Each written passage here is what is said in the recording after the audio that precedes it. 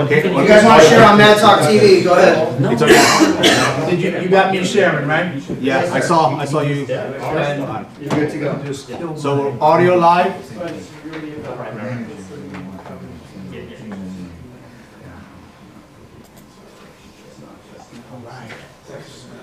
All right, you guys, welcome back. I hope everyone had a great lunch. We're about to get started with this block of instruction. It's Film 360. Mr. John Duffy is going to go ahead and talk about pretty much whatever it takes to produce a Hollywood level film. And right before we get started with that, Mr. Bobby Bliatu is going to come up here, give us a little 5 minutes. I was going to lunch. I don't know. Sorry. Too late. You guys look. See what happened? You get into you can't Okay, insult, bro. we have a thing going. Like, he puts me on the spot for stuff. I always put him on the spot, and he's not good at it. So I don't care. It's like Let's get in practice. Come on. Bobby did us a huge favor. He came in as executive producer. He's funded a lot of stuff behind the scenes for the film community in Fresno that you guys might not know about. I'll be willing to share that with you in the future. I mean, today if you want. Offline, it's not about that right now, but a lot of the behind the scenes of film stuff that happens in Fresno comes from his personal, because he loves the art, he loves the entertainment part of it, he loves to inspire people to create whatever they can express, whatever comes out of them. He's also running for Congress.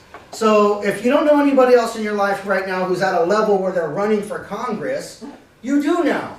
And so that's pretty cool. So Bobby, tell us a little bit about your values, your beliefs, and welcome to the big show.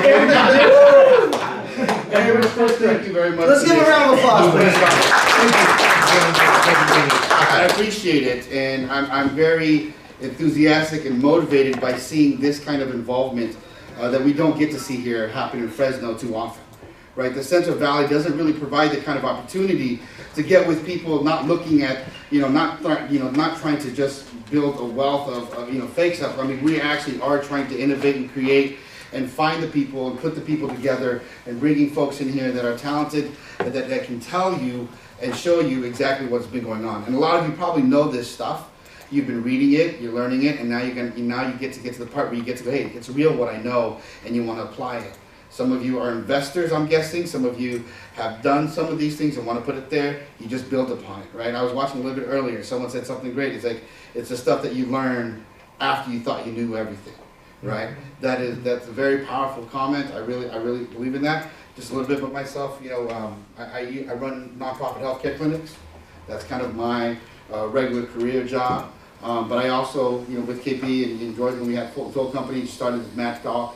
Mad Promotions, Mad Entertainment, was to provide opportunity for the art form in the Central Valley. You don't have to take off from the Central Valley, go to LA to try your craft, to learn your craft. You want to be able to build it here. One day having a dream that there's an actual studio where people can go to and film, people can go to and act, you can do your best lighting, your sound and all that stuff, just to create that form here. And very importantly, so thank you George for doing this, also finding the funding to put stuff together that can be very good quality that we can push out of this place. Because right now, where's the cheapest place to do it? It really is right here in our own Central Valley. We can attract a lot of folks to come here. We can do big full feature films that are at a fraction of the cost of what it costs to do it in Hollywood or in those SAG areas, right? And we can start here. You don't have to go multi-million-dollar do a Marvel type thing that they had a shaver. You could if you wanted to, don't get me wrong. But if you wanted to start and wanted to take that jump and that risk with folks that are like you, this is the right spot and this is what you do. I know it's not about politics at all, so I just want to say thank you guys for being here. Thank you for doing this, and please inspire more to take involvement in this and do this. Just real quick, is everyone from Central Valley? Is everyone from right around here? All right, good job, guys. Wait. Bobby, don't go yet. Don't you know that actually Bobby and I went to college together, theater. He's actually an actor too, and still act. He does film. He's been in Hollywood. He's stuff. So that's why he understands the arts and entertainment. I love what you guys do. Yeah. I hope I can provide you guys with the best opportunity, the best path forward. So you guys keep it up. Thank you, sir. All right, guys, without further ado, Mr. John Duffy. All right. Y'all have a good lunch? Yeah. That's good. But I just want to say, one, I just want to congratulate you for taking the time for these 2 days. Because whatever you got for Christmas, you gave yourself a better Christmas present by coming for these 2 days. Because you're going to take away a lot of information that's going to help you. So you made an investment in yourself by coming to this. And unfortunately, a lot of people don't take the time to invest in learning and invest in becoming better at what they do. You did, and that's why you're here. So I want to give you an applause for doing that. I'm going to get started. I'm going to take you through a bunch of things. I'm going to do a whole data dump. I'm going to take you through the whole process of production. I'm going to tell you basically what the different career paths are, what the different positions are on a movie, you know, what their roles are. I'm going to take you through how the process starts from a script to a schedule to a budget. I'm going to give you examples of it. I'm going to show you some of that. I'm going to show you a couple of trailers for some of the movies that I've produced. So I'm going to give you a lot of stuff, and then we'll do a Q&A at the end of this as we get towards the end. But before I do all that, I just want to say the reason I'm here and the reason George invited me obviously was it's about you. It's not about me. So all this information I give you and all the stories I share with you, it's not about me congratulating myself for saying I did all this. You know, that's not what it's about. What it's about is I'm here to kind of help you get a leg up, learn some stuff, get some maybe some new ways of looking at things so you guys can succeed, because that's why he asked me to come here, and so that's the purpose of it.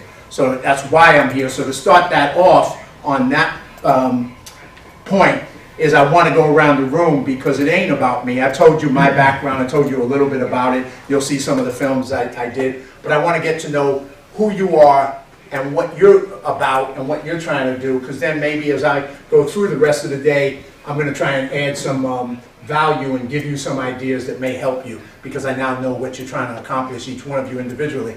So what I'd like to do is each person go around the room, give me your name. Tell me, you know, real short. We're going to try and keep it short. Just what you've done, or you know, if you've directed, or if you're an actor, or if you're a writer, or if you're just starting out and you're just learning. My Just name say, is George Ohan. no, not him. No, he just no, not that guy. Security. He snuck in. He's saying right. No love, man. No love for you, brother. But if you could just give your name and tell me, you know, a little bit about you, and then tell me some, you know, unique thing about you. Something like if you introduce yourself to somebody, you know, that you would tell them that person would remember you. You know, whatever that is. It don't matter what it is, but just something that, you know, makes you who you are. What's unique about you? So, you know, after I can say, oh yeah, you're the guy who did this, or you're the person who came from here, whatever that is, you know, you get to choose that. So if you can just go around the room, and then what's your, and the last, so that's 3 points, your name, what you've done, doing or done, something unique about you. And the last thing is, you know, what's your goal, where you're headed. You know, are you trying to be a director, are you trying to do YouTube content, are you a salesperson, you know, what's your path in life. So if that's cool, we're going to start with you. All right. And stand up, yeah, that's cool. Hey guys, my name is Juan Carlos, but you guys could call me JC, for short, JC. Right. I'm a student at Cal State Northridge, and I'm a junior there. So what I have done is nothing. So that's why I'm here. I want to like get some experience, put my foot in the door, and just be on the set, which I haven't had the chance to do. But other than that, I've done like little videos for school before, nothing big, and yeah. So I like photography, cinematography, editing. I like anything, and I just want to like I said, put my foot in the door and start at anything, honestly, and just at the end just be a director, and that's my end goal. Cool. Thank you, JC. You didn't do nothing, you got into Cal State Northridge. Self-accomplished. Credit for that. Next. Hey guys, my name is Dominic St. Clair. I'm an actor, and I'm also a director. I started acting, and I started acting in theater plays. And it eventually evolved into film, acting in film, and then once I started going more into film, I started to like the idea of directing and making film. So that's why I pursued also my filmmaking career. I made 2 films so far, and they're both on YouTube. And I'm just starting out, just testing the waters for myself as a filmmaker, and I feel like I'm going to continue pursuing my career because I have passion for it. I feel confident about what I want to do, and I love doing what I'm doing. And I just wanted to say that, and also something interesting about me is that I like to you know, help people. I like to go to charity, give stuff, give clothes to the poor, or even toys for Christmas presents, and or you know, helping cook for like you know, shelters and stuff like that. Like, that's what I love doing. I like doing that. I feel like it's when I give giving back to the world, I feel good about myself. I feel like I'm doing something for the people, for everybody. Cool. So yeah. So Thank you. that's it. Thank you, Dominic. That's What's up? Good afternoon, everyone. My name is Chris Lee from the wonderful city of Fresno, California. Right, Fresno. Fresno. Fresno in the house. And it's interesting. When I used to go to LA and Hollywood, and I mentioned Fresno, people used to roll their eyes and have bad things to say about us. And now when you go there, the conversation changes, a lot more respect. And I credit Mr. Ohan and other people who've actually been in there and kind of changed that conversation. Now, I've always been a champion of the independent mindset, and I come from the music business. And about 2008, a decision was made on one of the Cypress Hill albums that we were going to do our own film. And so I purchased a Canon camera, and ever since then, I spent more time learning the craft, and I'm still learning. I want to learn the business side of things now, and so I'm here and trying to immerse myself in everything, networking, and that's always been my calling card when I travel. I say I'm Chris Lee from Fresno, and it's interesting. A lot of times people say, "Where's that?" I'm in LA. We're in the same state. You know? Where's that? You know. So hopefully we'll see where it leads me. I don't know exactly. So just thank you everybody for having us, and I'm here to learn. All right, thank you, Chris Lee from Fresno. My name is Jonathan. I'm an old guy and basically semi-retired right now. I've been in photography since I was like 15, which is maybe like 60 years ago. I was out of photography for a while, still photography. Now I'm getting back into it.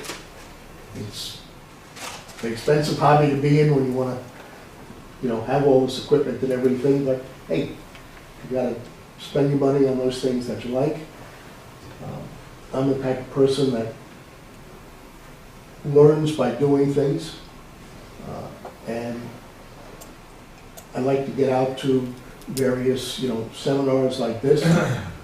I attended most of George's seminars when he did his Teach, Coach, Mentor at Clovis Veterans Memorial District.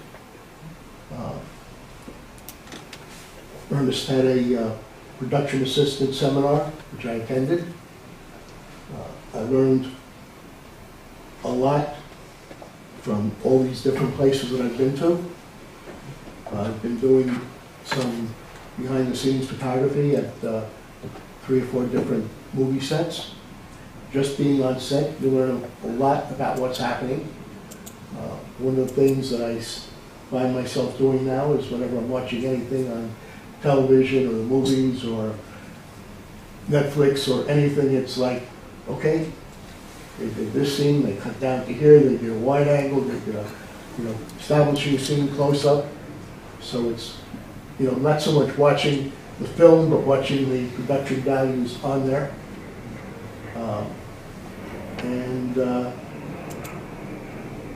I don't have any real goals into, you know, doing any directing or producing.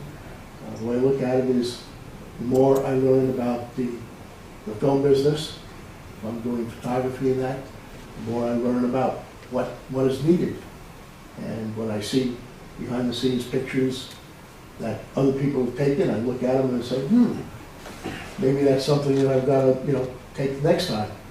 So it's basically just, I look at as a work in progress. I which is what we're all doing. We're learning. Sometimes it's 1 or 2 steps back, but the main thing is, as long as you're going forward, then, you know, that's what life's all about. Thank you. Thank you. Mike Rinaldi. I'm Mike Rinaldi. I too came from music, so you and I should talk. I've been working in Hollywood since 2004. Marketing was kind of my route over before I transitioned until I got into production work in 2004. I became a professional screenwriter in 2012. Writing is my biggest passion, but I started producing recently, producing 4 features right now, budgets ranging from under $1 million to about $20 million. And an interesting thing is a friend of mine, and she suggested that we take a little detour in 2012 and do a side gig doing PR for people. And our first 2 clients were actors from Marvel's The Avengers. Good. My name's Saul. Basically, I'm here today. I'm glad I got invited. Be surrounded by so much talent and just different types of people that I'm not normally used to. I have a clothing line, and I also do comedy shows. So I'm just basically here to just peep game on all the different opportunities there is out there, and there's a lot of good people out here that contact and grow with, and I'm just honored to be here with you guys. Cool.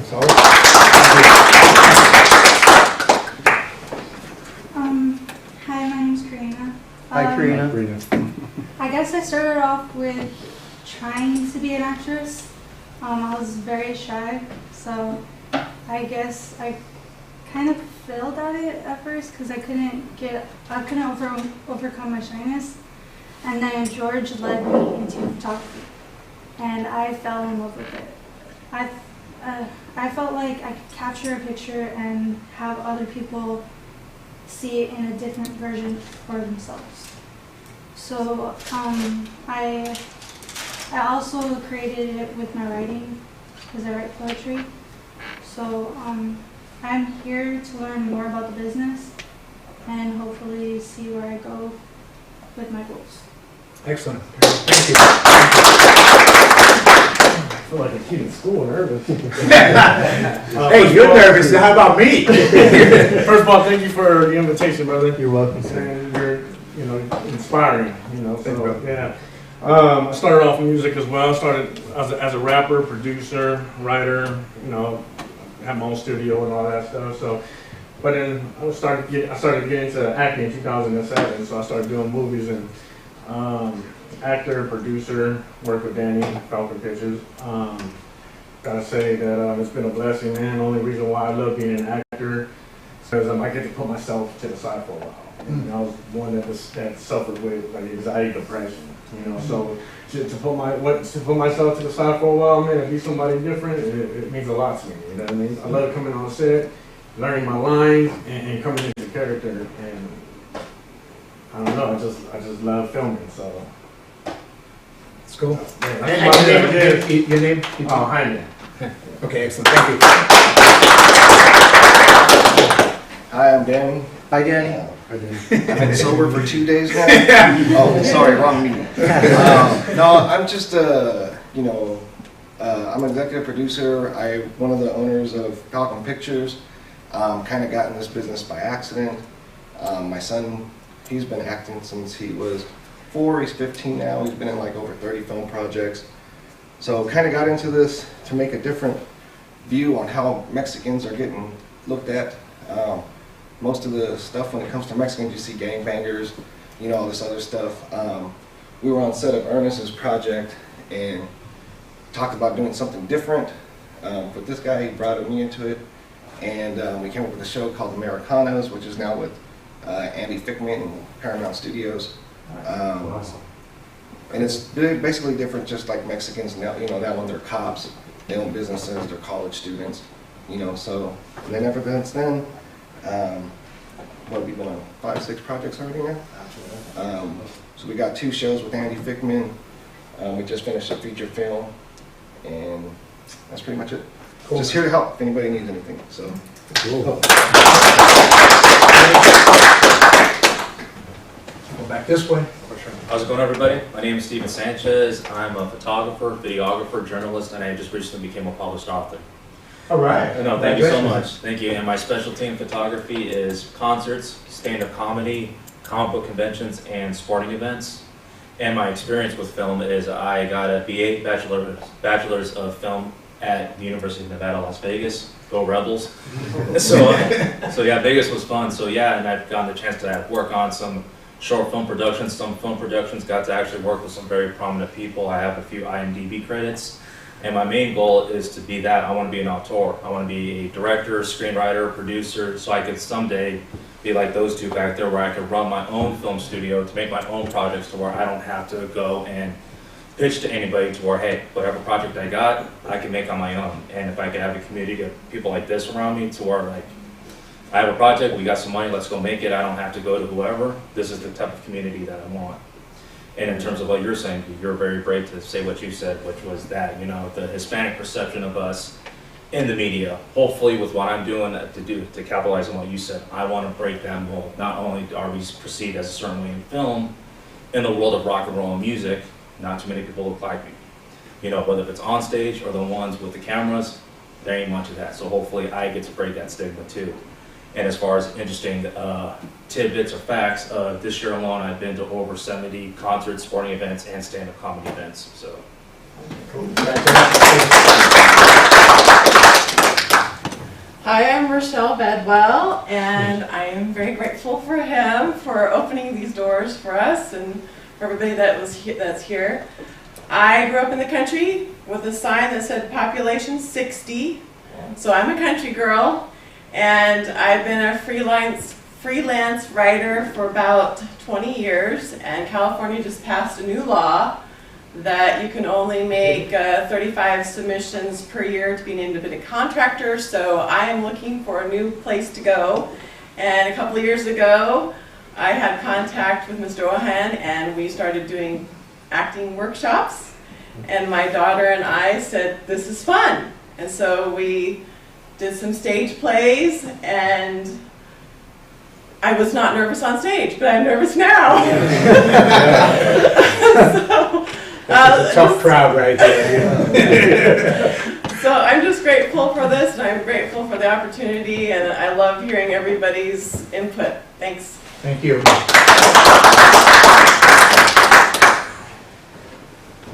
Yeah. 2 minutes, Ernie. I'm Ernest Serrano. I'm the owner of Serrano Studios. I've been in and around the industry since 1988. Started off as a special effects makeup artist, doing all of that crazy stuff.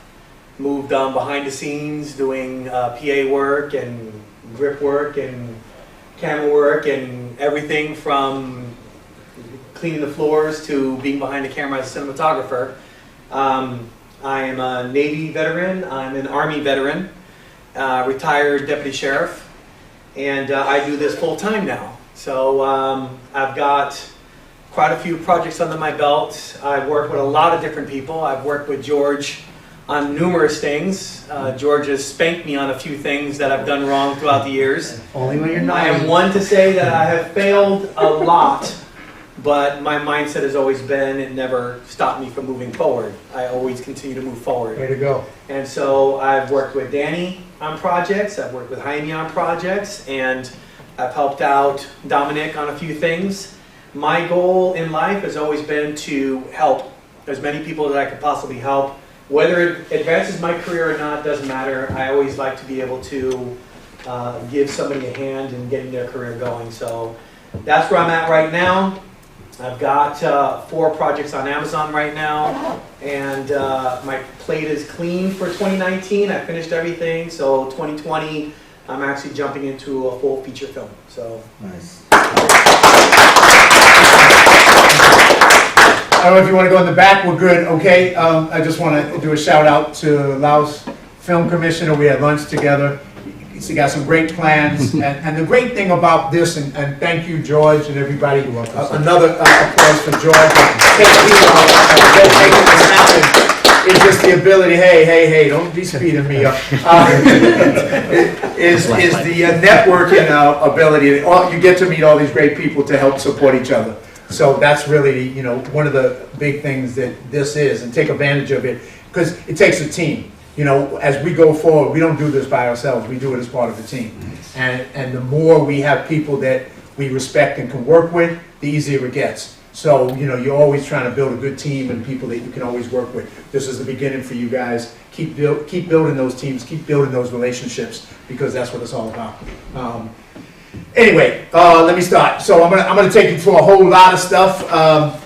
Bottom line, and we were talking about this at lunch with a project, you know, there's nothing more important than the screenplay.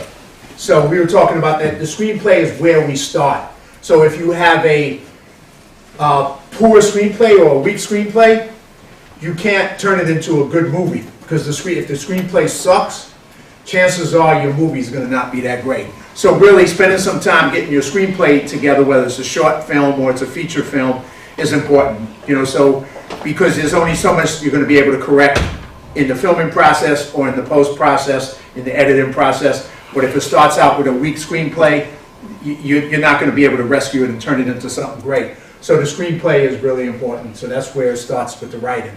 You know, finding a story that moves people, a story that people want, you know, resonates with somebody. So that's where the process starts. You know, starts with the screenplay. So put the time into making sure that you know, and you talked about that earlier. You know, there's some projects, you know, at the end you finished them and you went, forget about it. Yeah. So, right? So, you know, exactly. So, you know, if you have a good screenplay, you have a better shot. You're not going to be at that, forget about it phase. So that's where the whole process starts for you. So we start there, and I don't know why they're talking about his accent. I understand him clearly. I'm from Jersey. I understand him, plus. I understand him. Jonathan. You want to help me up here, Mr. Tech Whiz, because your computer's rebelling against space. But yeah, you know, it's funny because I have friends who make fun of me too when I speak. They go like, you know, we got to bring in a translator. See, I say English is my second language. I don't know what my first language is. Bronzese, I think it is. But yeah, I was doing that, but it wasn't doing it. It's no problem. I got the magic touch, Mr. Duffy. Not a problem. I'm always here to help you, Mr. Duffy. And this is this comes from a movie, and I can't remember what the name of it is. If anybody remembers, it was about Louisiana after the Hurricane Katrina. They made this movie down there. Really excellent independent film, and I'm blanking the name. But there's no one way to make a film, and there's no success. So, you know, when we talk about how do you build a career, how do you build a thing, there's no, you know, there's all kinds of ways. I bluffed my way into being a line producer, so I started at the top. I didn't start at the bottom. But not everybody can do. Not everybody bluffed their way into being a line producer, or if they did, succeed at it. So I had a lot of life experience up until that point that I was able to bring to the table that allowed me to take advantage of that bluff and then turn it into a, you know, an ability to perform. But there's so many different ways that we succeed in life, and each one of us is different. We all have different things that, you know, when I first came out here, I came out to LA as an actor, and I was acting in theater and film, and, you know, the opportunity opened up behind the camera, like I said, for me, and I chose that path because I had the skill sets, and I felt like I could at least earn an income. Where acting, I wasn't guaranteed that I could make any money, and I was at a point in my life that I was too old for that sleeping on people's floors thing, so I had to like move past that. So I made a different choice, but that's not everybody's choice, that's mine. So your choice is going to be yours individually, what works for you and what you need to make. So in making a film, there is no one path, and I've made 35 feature films. From that first one I told you called My Brother Jack, which was based on a true story of the director's brother who was a heroin addict, and that was the movie that we made, and it was the first one. And since then I've done all kinds, and each one presents its own unique challenges. Everyone is different. The challenges are different every time, but it goes back to what I said earlier. If you have the mindset, you're able to step up to whatever those challenges are. And I have a saying, you know, that there's always a solution. So when everybody focuses on the problem, I'm focusing on the solution. I say I'm a solution-seeking missile. So where everybody else is going, here's the problem, I'm over here going, where's the solution? Where's the solution? And I keep asking myself that question all the time, because that's how you solve the problem. If you pay attention to the problem, you stay going in the wrong direction, because over here is not where you gotta go. You gotta go towards the solution. And so you gotta aim yourself and aim your team and aim the crew in the direction of the solution. And that's what a leader is. And so when we're talking about mindset, that's the other thing. You know, you've gotta decide that you're a leader, because each one of you have the ability to be a leader in everything you do, but you gotta decide to do that.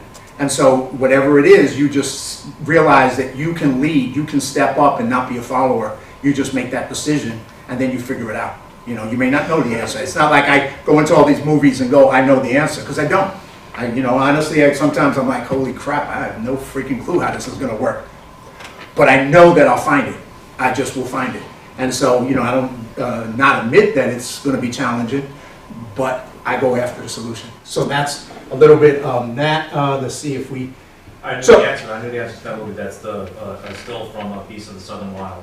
Thank you. Beast of the Southern Wild. Excellent movie. And here, to go back to that movie, here's a movie where they went in and they did it very uniquely. They actually cast live people down in Louisiana, New Orleans after the hurricane to be the actors in the movie.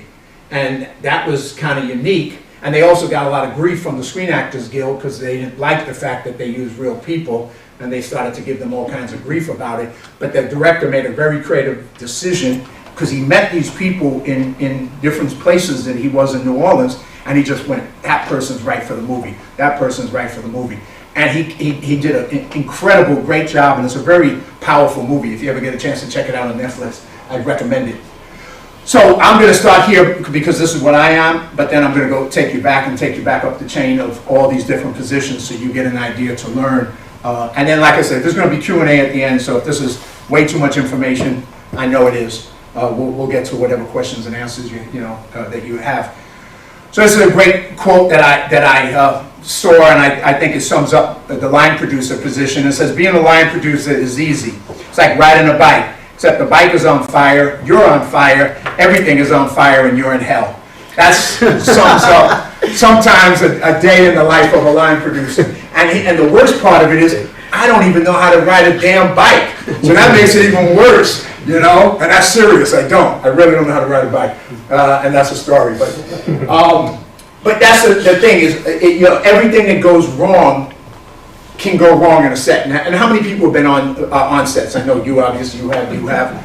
So all right, so a good majority have been on sets. But when you're in a situation as a line producer, that position for me is I'm the person responsible for everything. I take 100% responsibility for everything. So I don't blame other crew members if things go wrong. I don't point fingers at other people. It's on me. I take responsibility because that's what a leader should do. And so you help your team to get the job done. And if there's a problem, you take the blame and you take the responsibility and you solve it. So being a line producer, your job is on a daily basis is to solve each one of those problems as they come up. And that's kind of what I've been doing. I've done it on 35 films. And like I said, people say it's the hardest job. And that's when people find out I'm a line producer, they say, you have the hardest job. I say maybe, I guess. But I grew up, like I said with my story, I worked in factories, I worked in the post office, I've done hard work, I've done manual labor. I don't think this is hard, but that's just me. In comparison to all those, that's why I try to tell people too, is that I would rather deal with the labor of like what you do than having to deal with some other. Yeah, and also be grateful enough to know there's a lot of people out in this world who do some really hard work. Yeah. And it's not as much fun as being on a movie set, trust me, because I've done it. But being on a movie set can be hard, but man, you're on a movie set, come on. You're making a movie, you're dealing with people who are all passionate about what they're doing, and you're having fun most of the time, except for that day when you're in hell, but you're having a good time, right? So that's part of the thing, right? So, yeah, and understand that perspective, and always stay humble. So we have the next one. And like I said, there's always a solution to your problem. You know what I mean? There's always a way to get the cheese. Maybe you have to fly over it, but there's always a way. So you always got to be looking for what's the solution to a problem. So now I'm going to take you back and take you through the whole crew thing. So on a feature film, well, I'll take you through the steps and then I'll go back to the crew thing. So the way I come on board as a line producer is if somebody has a project, a producer, a director, whoever, investor, whoever has the script, they'll hire me to be their line producer, which is the hands-on producer. And the first thing they'll do is they'll get me the script, and I'll take the script, usually in final draft, and I'll convert it into a schedule, a day-by-day schedule of what we're going to shoot in each day. Now, some of you may have seen this, some of you may know what this is, and I'll just pass it around so you can take a look at it. Now, this is a freaking puzzle. So when I create this schedule, so first I have to make decisions, and a lot of being a line producer is making decisions. So the first thing I have to decide is how many days can I shoot the movie in? Can we do it in 20 days, 25 days, 30 days? You know, and so on a feature film, independent feature film, that's usually the range of days that you're going to get to shoot based on budgets. You're going to either do a 20-day, a 25, or 30, or some combination of those. You make that decision, and then you start to work on scheduling it. So once you schedule it, you know, you got a first draft schedule. I do that as a line producer. And then off of this, I'll move to the next step to create a budget based on this schedule. Now this is working documents, or what we call draft documents of the schedule. So now I take the schedule, and eventually this schedule will go to an assistant director, and the assistant director will own this. And then they'll change it and hopefully make it better than me. Because I spend my time solving the big problems, the macro, they get into the minutia and the small problems of every single turnarounds and everything like that. I don't waste my time on that. It's too much information for me. I let somebody else do it who can spend their time on it. But I create the big schedule. Now, on some movies, I've been on movies together with me and the AD, we have changed the schedule 35 times leading up to starting the production, and then we've had to change it during production. So it's a puzzle that keeps moving, because, you know, like I may schedule an actor on day one, and all of a sudden we get a call from their agent, oh, they can't be available on day one. There goes my schedule. And now I have to reverse it and change it and come up with another plan. So, and it's constantly, you get moving pieces thrown at you all the time. And the big part of it is, you got to find a way to keep making them work. And my goal is to always come in on schedule, which means if we agree to my schedule is 30 days, then we have to do the movie in 30 days. If I say 25, we got to do the movie in 25. And sometimes I'll get pushback, like we did. I scheduled a movie for 25 days, not this one. And the director was like, there's no way. And I said, well, yeah, I understand that, but guess what? You have to, because we don't have the money for any more days. So back and forth, and finally he found a way to wrap his mind around that we do it in 25 days. And it was very complicated. We had 50 horses, we had all kinds of moving pieces. It was a very complicated movie. And we ended up doing it in 25 days. And we came in exactly like the schedule said. But you learn that over time. And you keep improving. The first time I did it, like I said, I solved the problem, but I didn't have all the answers, and I've learned over time, and I'm still learning each time how to do it. So I'm going to just pass this around, and you can start this way. So this is a movie that I did. This was a movie, matter of fact, this is, no, that's not that movie. This is a movie called Who's Your Caddy, which... Bill Clinton's favorite movie. Bill Clinton's favorite movie, yes. It's a comedy based on kind of like Caddyshack, about some rappers who are trying to get into this exclusive golf course. I've seen this movie, Who's Your Caddy? Have you seen it? Yes, I've seen it. Yes, with Faison Love, Big Boy from Outkast, Lil Wayne, and a bunch of other people. So so that's just an example. So I did the schedule for that, and not every line producer is the same, but we'll go through that. I'm kind of unique because I have the belief that I have to solve the problems. I'll do things that other people won't do. So I'll jump in and try and figure it out and solve it in advance. So me and the director went down to South Carolina, and we had a problem. We had a script that was on a golf course, but we also had horse polo, a giant horse polo scene. And we didn't have a lot of money. So we're like, oh crap, how do we figure this out? So me and the director went down to South Carolina, and we started traveling around and looking at locations and looking at golf courses, and then talking to everybody, and that's part of it. It's almost like, when I go down to a town that I don't know, it's almost like I'm running for mayor. By the end of the day, everybody knows me. I talk to everybody. And so somebody says, well, there's polo up in this part of South Carolina, up by Georgia. So we said, okay, let's go. So we go up to this part of South Carolina, Aiken, South Carolina. Turns out the best horse polo players from Argentina spent 6 months up in Aiken, South Carolina. Who the hell knew that? Not us, right? So now we meet these polo players and we're hanging out, we're partying with them and just talking to them. So now we got to convince them to be in our movie. And because we had a limited budget, we had to convince them to bring all their horses, all the stuff involved, and guess what? Do it for free, which they did. And so we, convinced them of all that. Now we put the polo together, we put the other piece together, and, we were ready to go. So it was like throwing myself. Now normally people don't jump in and solve that. They try and sign it out to other people, which is not a good idea because, it's great if you're a Hollywood movie with $100 million. Not so good when you're working on a $5 million budget because, that's their craft service budget and you're like trying to make a movie. So we did it, we turned it out. Yes, got a question? No, finish what you're saying, I'll ask afterwards. No, go ahead. Well, I see on the slides that you actually shot at a country club and everything. When you got the permit for this and you were actually on set, well, were they very welcoming and humble towards having you guys film on their country club? Because I know on certain, just because you have a permit for something doesn't mean you always get the best reception. So when you guys were filming, was the country club very accommodating, or was there like problems with management and everything else? So that's one aspect of producing that I've always wanted to wonder is that sometimes people are going to be nice to you, some people are not. So what was your time like on on set? Now, here's a great question, and I'm going to share something that comes from, but I think this is a great lesson for all of you, is what I do and what the people I work with, my team, but kind of I set the tone for it.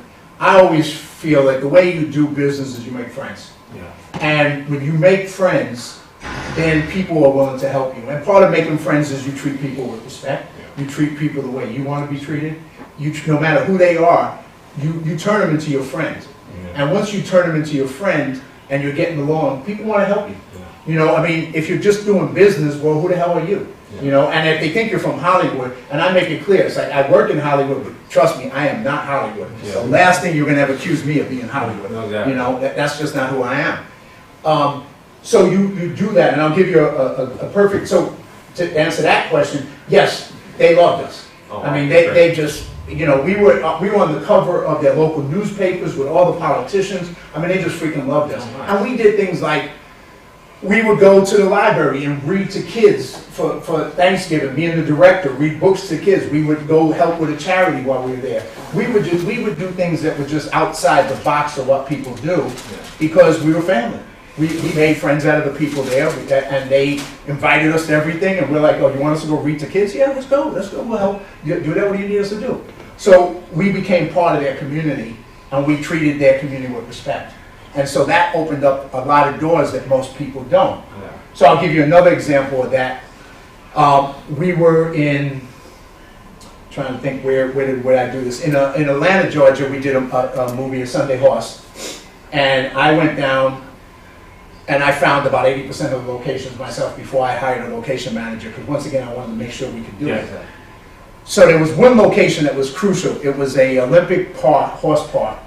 And they had horse races, horse events about 48 weeks out of the year. And we needed it for a week. So we had to, luckily, we were able to fit into the thing. But I went down there, hung out with them, went back, hung out with them, went back, hung out with them, went back, hung out with them. Yeah. Multiple times. This was a big, giant horse Olympic park. And we were going to have 50 horses and just all kinds of stuff there. So my production manager was not from the same mindset as me. So he started giving me a brief about when are you going to negotiate the deal, because we may not have the money to rent this horse park. And I said, well, I'm going to negotiate when I feel like it. Yeah. I said, relax, chill out, man. Bottom line, chill out. So he was worried, and I said, so why are you worried? He said, well, it's going to cost $10,000 a day. We got to be here for this amount of days. We don't have that kind of money. I said, okay, I hear you. Don't worry about it. Chill out. So finally, a week before we're ready to shoot, I go down, sit down with him, and we make the deal. I come back, and I put the contract on his table, and I said, oh, man, you're so right, man. Damn. And he goes, see, I told you. And he opens it up, and he's reading to where he gets to the money, and he goes, $600 a day? I said, 600? I thought it was 10,000. They made a mistake, you know? They gave it to me for 600 because I made a friend and they wanted to help me. And that's how you treat people, you know? If I went in there and just went, you know, business, it would have been 10,000. But you gotta you gotta use that ability. And then we invited, when we screened the movie, everybody who worked there came to the screening. We invited all of them. Really? Because they were family. They helped me, I helped them. And that's how you do it in life. You know, you take care of people. So that's my message on that one. Awesome, thank you. But I think that applies to everything, man. Right? You got, it's the only way to do life, man. Okay, it's the only way to do life. let's say you've got your schedule, okay, you got your script, you broke it down, that schedule, you got your budget, you're all figured out, you're starting to shoot, you're going, okay? You're deep into shooting. And all of a sudden a producer comes up and says, because you got a short day, you know, you've been shooting like 15-hour days, but now you got a short day, and all of a sudden a producer comes and says, hey, I want to go shoot at this location over here. It's not in the script or nothing, but I just want to throw it in there. Hey, how about this other place too? And he gives you like 3 more places to shoot that day. How does that work out for you? Let's not get personal. We love each other. No. That's called a consultation. That's later on. That's a great question. Of course it happens. All kinds of stuff happen. I don't know when that's specific because I would have to be there to tell you the answer. But you know what I'll say, we tended to always do 12-hour days. But that, you know, I'm very tight about 12 hours and we're out of here. You know, so I push that real hard because after that, the crew start to get worn down, and I want to treat my crew with the same kind of respect, and I want, if possible. Now, you know, when you look at their schedule, I can always tell you there's going to be 2 days that are going to be tough. So that's probably not going to be a 12-hour day, and we know it, and we tell them in advance. You know, we're going to keep it tight, but we're going to have these 2 days that, you know, we're going to have to go a little bit longer, guys. And everybody's like, that's cool. You know, we're down with that.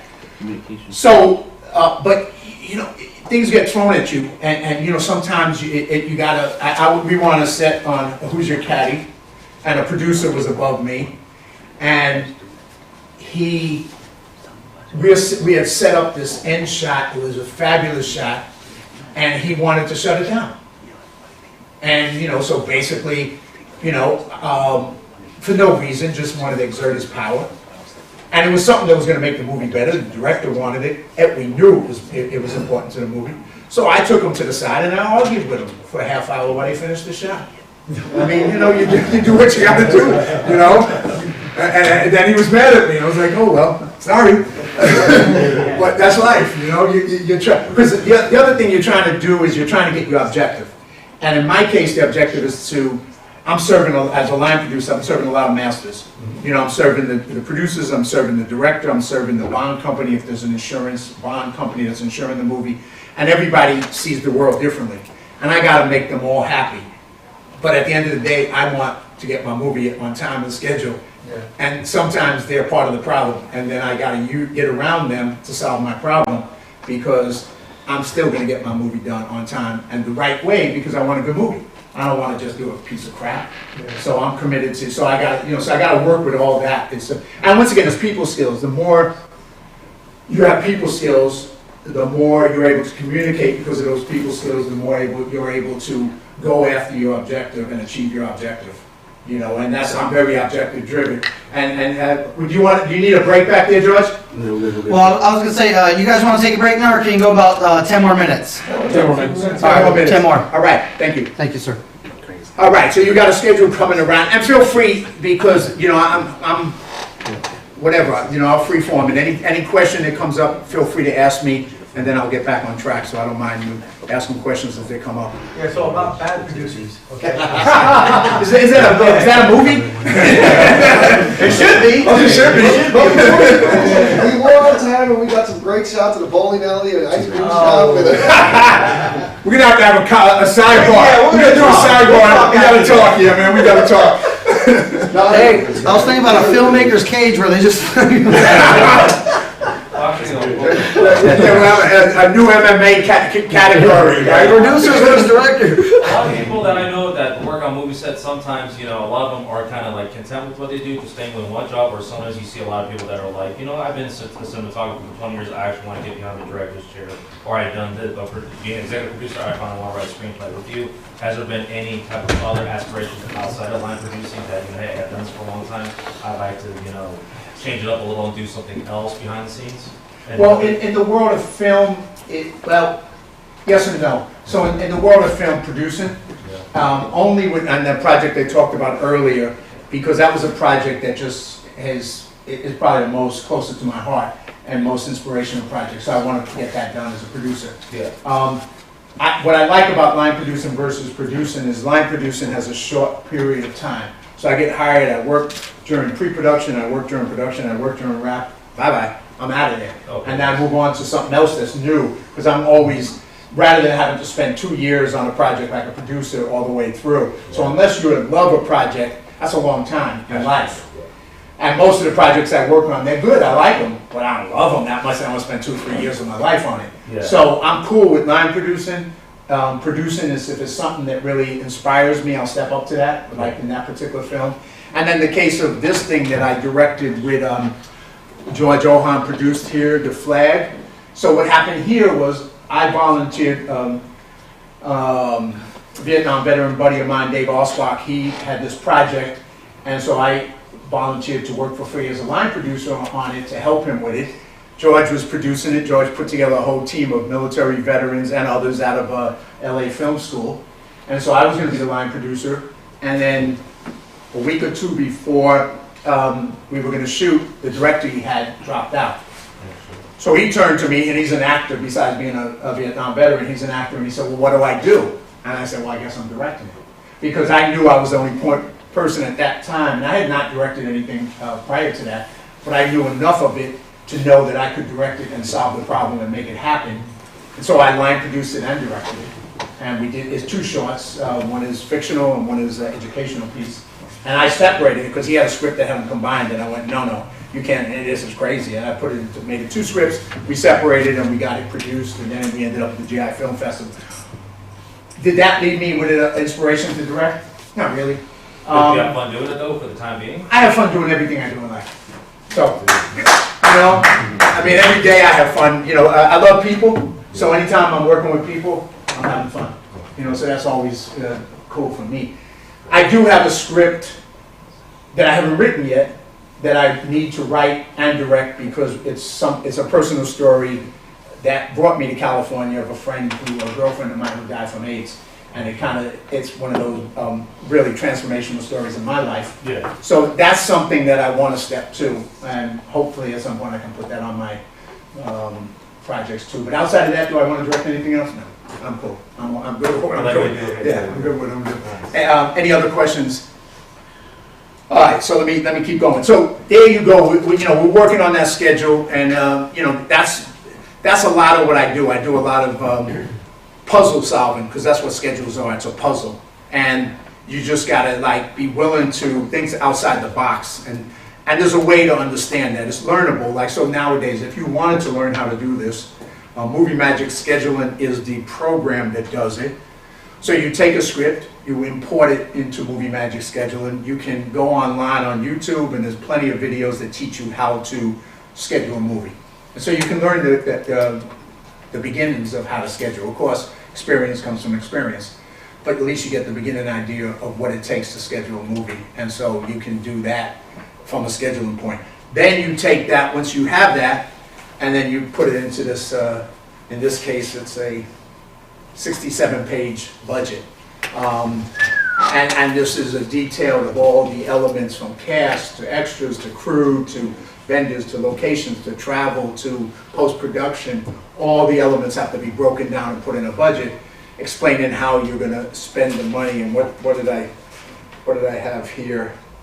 I don't know what this is. Oh, you're above the line on that.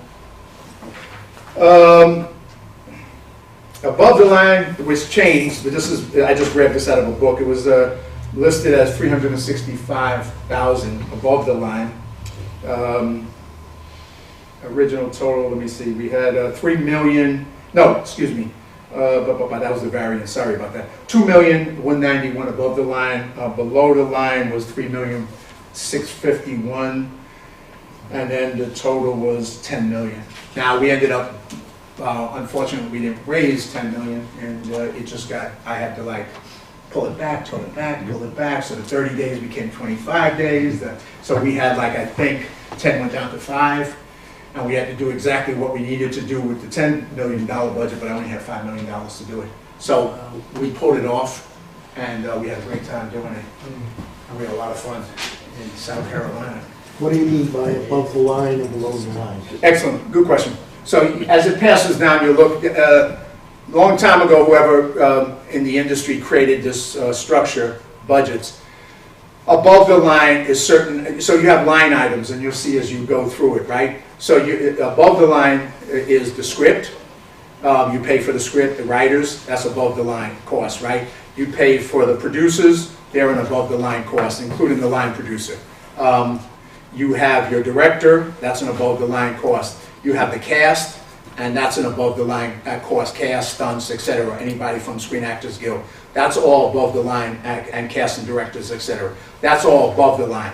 So that's like, they consider that the talent that gets the movie made. The director, producer, writer, cast, and that's your above the line. Below the line is your crew, your cinematographer, your grips, your electric, props, all those things below the line, and then your post-production is the editing, and obviously your special effects and all that, the editing team. So that's the three breakdowns inside a budget. And so once again, you learn this over time. Movie Magic Budgeting is the program that most people use, although there's student versions, Gorilla, and a couple other cheaper versions, but this is the industry standard, Movie Magic. And now pass. We're going to take a break now while you guys look at that. Let's take a 10-minute break, because I know this is a lot of information, and I need some coffee.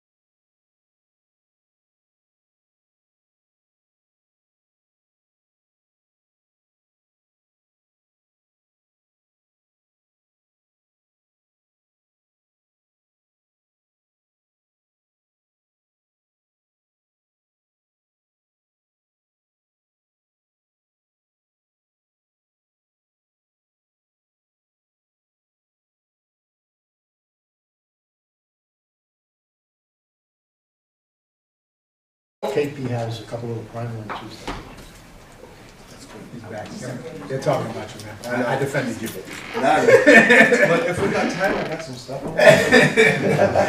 Some stuff to add. So I was just sharing, I'm just kind of break this up a little bit just to give you, so I was talking about that movie, Who's Your Caddy, which he has saw. So I'm going to show you the trailer from this movie, just to give you a little perspective of some of what we were dealing with in the movie. And like he said, for I don't know what reason, but the President Clinton said it was his favorite movie of all time. Yeah, whatever.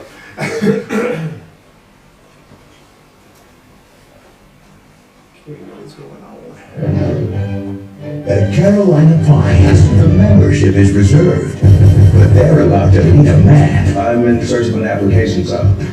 How are you with the show? Did he call you a no?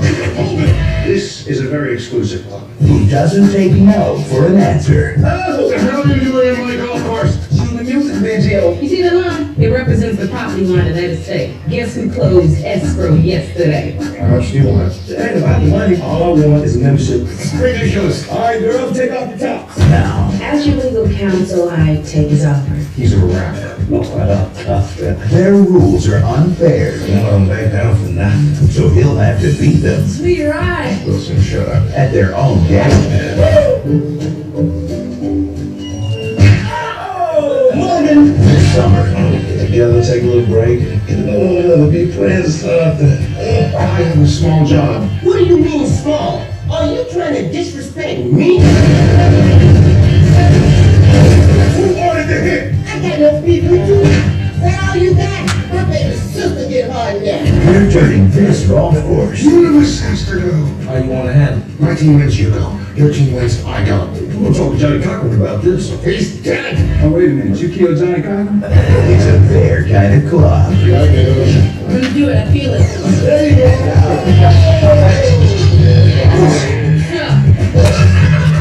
The scrumptious. Light Country Club. Another tea.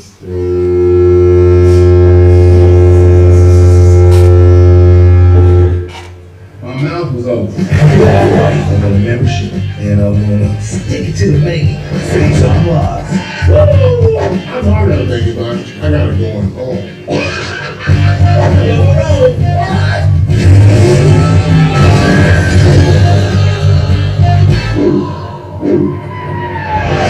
Who's your caddy?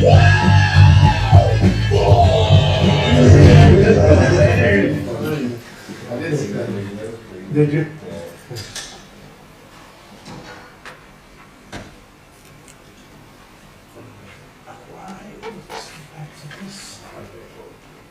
So that was a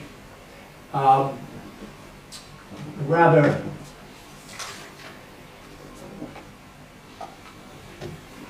interesting shoot for all kinds of reasons. And, you know, we were tested. We first 2 days we started shooting. The producers had not put the money in the bank account to pay the Screen Actors Guild, so we had to talk the some of the, you don't see them in there, horsepower players to film for free in the meantime until we got the money.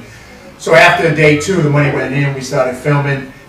We're into the first week and the producer calls me up and says the money dropped out and, you know, we need another 2 weeks, and now we're in South Carolina. And so I'm like, great. You don't have 2 weeks, you have 2 days. And otherwise it's over, the movie's over, we're leaving. So I go out onto the golf course with the whole crew and the cast, and I give a motivational speech, as you obviously know I can do. And I told them, you know, we're going to be back shooting in 2 days. Now, did I know that that was going to happen? No. I mean, I had no clue. But I, you know, once again, I'm known for doing a little bluffing every now and then.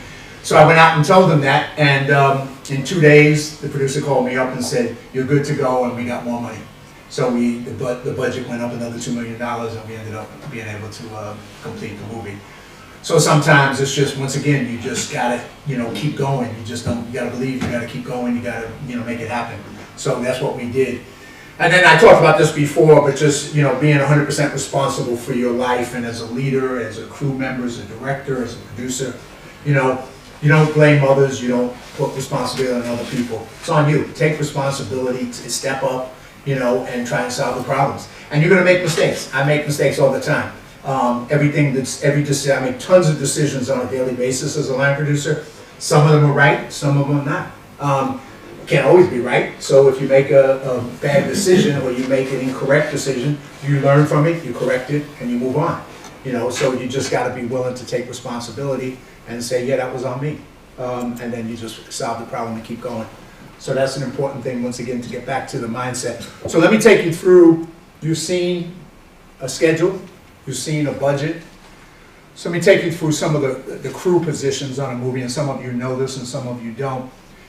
Me and George do for a couple of years, we do a thing called PA 101 for military vets, where we teach military vets how to become production assistants on a movie, and we do it with this other Navy guy who was a cinematographer who started it.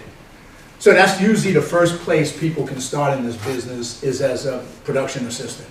Because you can hire people who, depending on, no matter what the size of your production, you can always hire a production assistant. It's a learning position. People can learn. When I hire production assistants, I give them a lot of responsibility. I mean, I don't need them to go get me coffee. I know how to get coffee myself.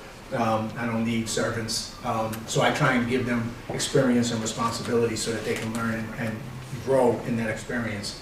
But that's the first place you start. And so then you have two different career paths on a feature film. One is a office career path, and the other is a set career path. And they're both kind of different, and they're both called for different skill sets and different responsibilities. So some people gravitate towards one, Seinfeld now, and some gravitate towards the other. So in an office career path, so when I hire for the office, obviously we have office PAs who work in the office as production assistants. Some of them are runners. They go back and forth between the set on a daily basis as production assistants. So that's one startup in the industry. Then I have a production coordinator and an assistant production coordinator. So those people are responsible for managing all the paperwork. And this is just a small little the book of just some of the paperwork. Now on my movies, the book's about that big. And then of course we do a digital version of it as well. But they manage all the paperwork, all the legal paperwork, the scripts, the schedules, the budgets, the contracts, the vendor stuff. All that has to be coordinated and kept organized so that we have access to that at the end of the movie. So the production coordinator and the assistant coordinator are the people who do that. And they got to be very attention to detail. They got to really pay attention to all that little detail, which if I had to do that, I'd poke my eyes out with a freaking pen. I mean, to me, it's a horrible job. But some people love it, and they're good at it. So you got to get those people who want to do that and put them in those positions. Then above them, and this is different in movies, most of you are starting out, so line producers on a small budget, whether it's on a short film, whether it's on a music video, sometimes the line producer is the production manager. They're both positions, right? So they do both things. When you're on a union movie, there's a separation. The line producer and the production manager always has to be two different people. So the production manager is a union position that belongs to the Directors Guild. The line producer is a management position that doesn't belong to any union. So I'm responsible for the production, I'm responsible for getting it done. I hire a production manager to help me, but they're a union position, so they tend to have a smaller vision of the project than I do. And their loyalties are a little different than mine. My loyalties are to the production. Theirs are a little bit divided loyalties.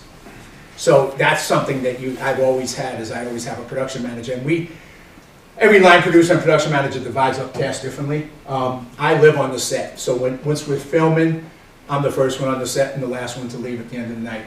So I'm always there because I want to be where the problems arise so I can solve them.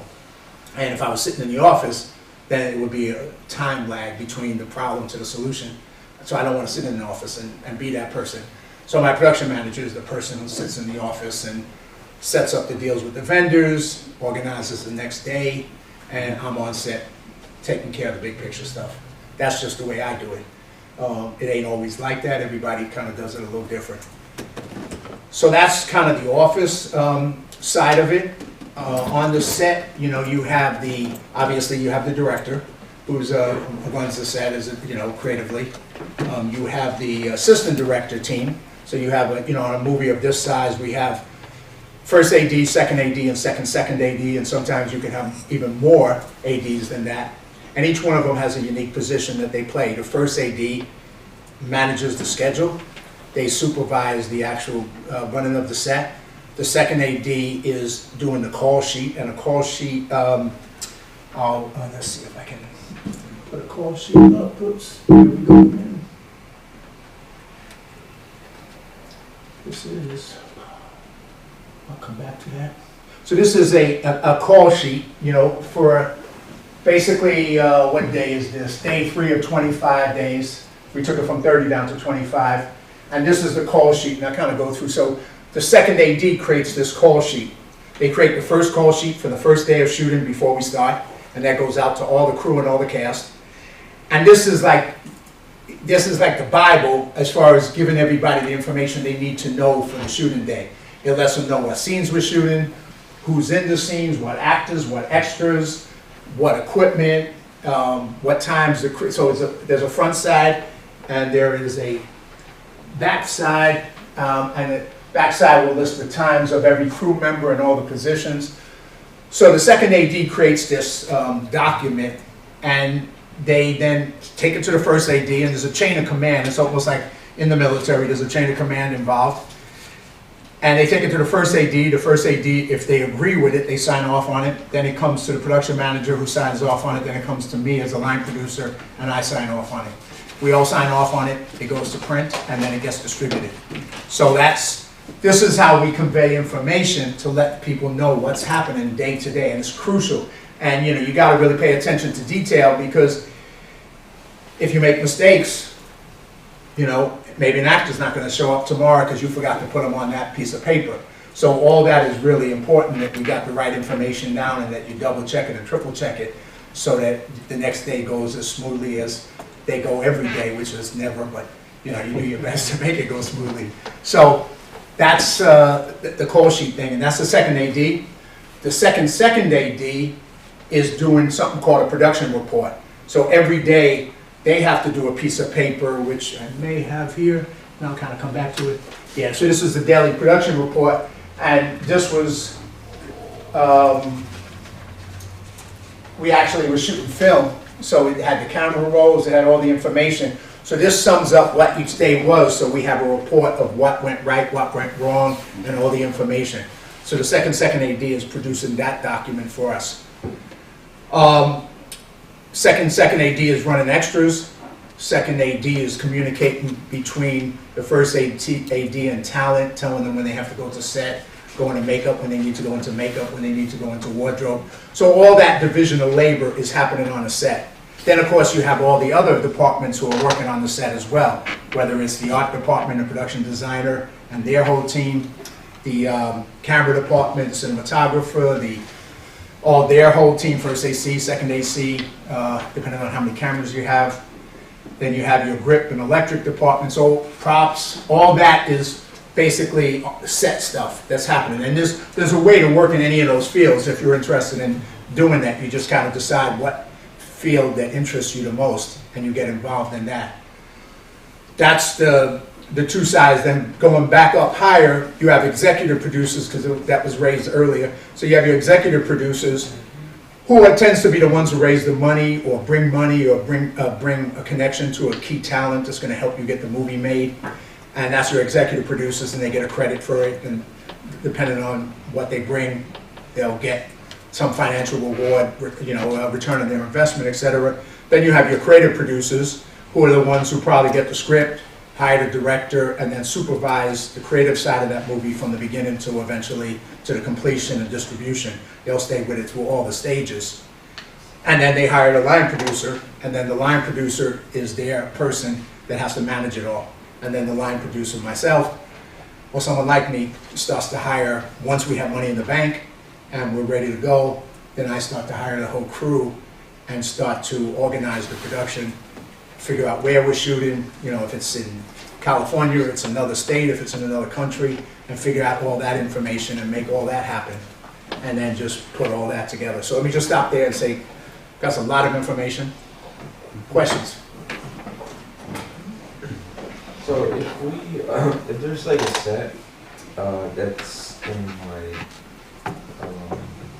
Nevada or something like that, and you know it's like a 25, maybe 30-day shoot.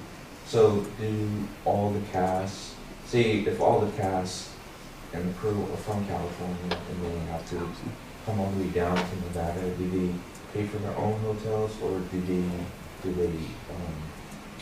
was the money, was the budget pay for those, or how does that work? Because like, because normally nobody was going to go back and forth between states to do that, you know. Good question. You know, so once again, when you're starting out and you're doing smaller projects, it's a different situation. So you can do whatever it takes. And if people are willing to drive there and act and be in it and do it because it's a no budget or super, super low budget, that's possible. But once you get into a certain level of budget that is controlled by the different contracts in the Screen Actors Guild, and there's multiple contracts in the Screen Actors Guild. There is an ultra low budget, there's a modified low budget, there's a low budget, and there's a basic contract. 4 contracts inside the Screen Actors Guild for actors who belong to the Guild. So if you're doing a Screen Actors Guild, and then there's a new media contract, so that's 5 contracts. If you're doing a Screen Actors Guild movie and not just putting people who don't belong to the union, then you got to deal with their issues and their rules and structure that they have to live by. So on a movie like ours and the sizes of the ones I'm showing you, yes, we would. If we would try and do 2 things, like so when we did this movie, we cast some of the movie in LA, and then we did some of the smaller, what we call the day player parts, which are like the guys who are, and the women who are like in for a day or something, or 2 days. So we cast the main actors and the supporting actors here. We fly them down, we put them up in hotels, they get per diem for each day, which is a certain amount of money they get, besides the fact that they get fed on set, they still have to get some money for meals at the end of the day. And we pay for all that. But then we try and cast local actors so we don't have to bring those people in so as to save money. So where possible, most of the day player actors will be locally. So that's how we try and save money. And then we try and make deals with hotels and try and find ways to minimize the cost to the movie as best we possibly can. But yes, and then sometimes we'll have to fly an actor in. They'll work for a week, and because of the schedule, they'll have to leave. We did a movie recently with William Shatner, and we flew him in for a week. He worked a week. He had to go back home, and then we flew him in for another week. So, and you know, we put him up in a hotel there, and obviously the same deal. See, all this, Dominic, everything he's talking about is based on that $5 million budget. So that's a big difference when you're union, non-union. You know, when you're talking $10,000 budget for a short or something like that. Different game. It's a lot of the rules are tossed out at that point because like your first AD is usually your line producer and running all like, it's completely different. When you have a budget like that, then you're talking first AD, second, and all that other. You have individuals to do jobs, so you as a director can focus on the actors and that's it. But when you're doing something small or, you know, with a tiny budget, there's people holding multiple hats.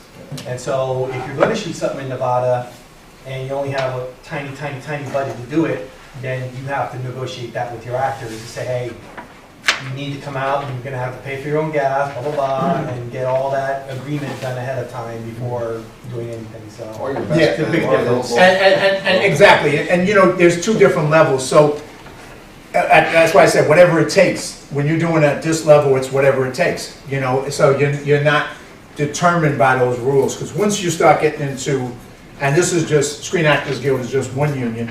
There is all the other unions, and you know, as a line producer, it's a nightmare dealing with unions because you know they have 8 million rules for everything.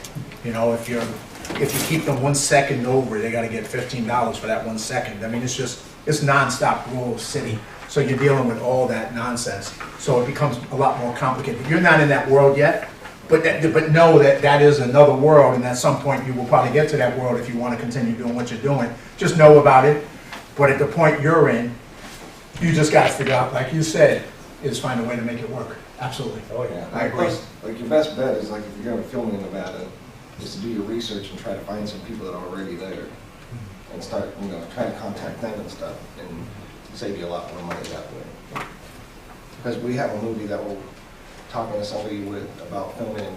I don't know how to say it. It's like Prague. And whole different country. I don't know. Whole different country.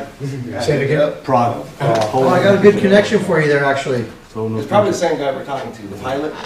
No, he lives in Hollywood, but he's well connected over there. I'll introduce him. All right. Yeah. So we got one that we're talking to somebody about going over there. And I don't know anybody over there, but to take a whole crew and cast and everything over there would be expensive. So I've already started kind of looking up some of the film industry people that are over there, and just to kind of see, I heard about that. Save some money. You shit without me now? Whatever. Hey, nothing personal. I told you guys already. That seminar's next week, man. It's still in the works. I don't even know if we're going to film it. I don't know if we're going to film it or not. It's just something that See what you started down there? But the whole thing is do your research, do what you can to save yourself money, and you'll find people that either go over there or that you can meet over there. Yeah, and every country has a film commission, just like Laos now has one. There's film commissions everywhere, so you reach out to the film commission, you start there, and then you start having conversations with people and start figuring out what do you need to know about that country, what are the things that are going to work for you and what are the things that are not going to work for you, and you got to figure all that out before you go. Otherwise, you'll find yourself in interesting places. So, once it got legit, I was going to call you. I'm still waiting. Hey, I think, hey, guys back there, I think we have a show here. We're going to have to do, man. A reality show going on right over here. We got 15 cameras in the room. We've been doing what else? Any other? Yes, sir. This is my last question. You don't have to be your last, man. Well, as long as you don't set them off again, I'm all right with it. That's how you know we have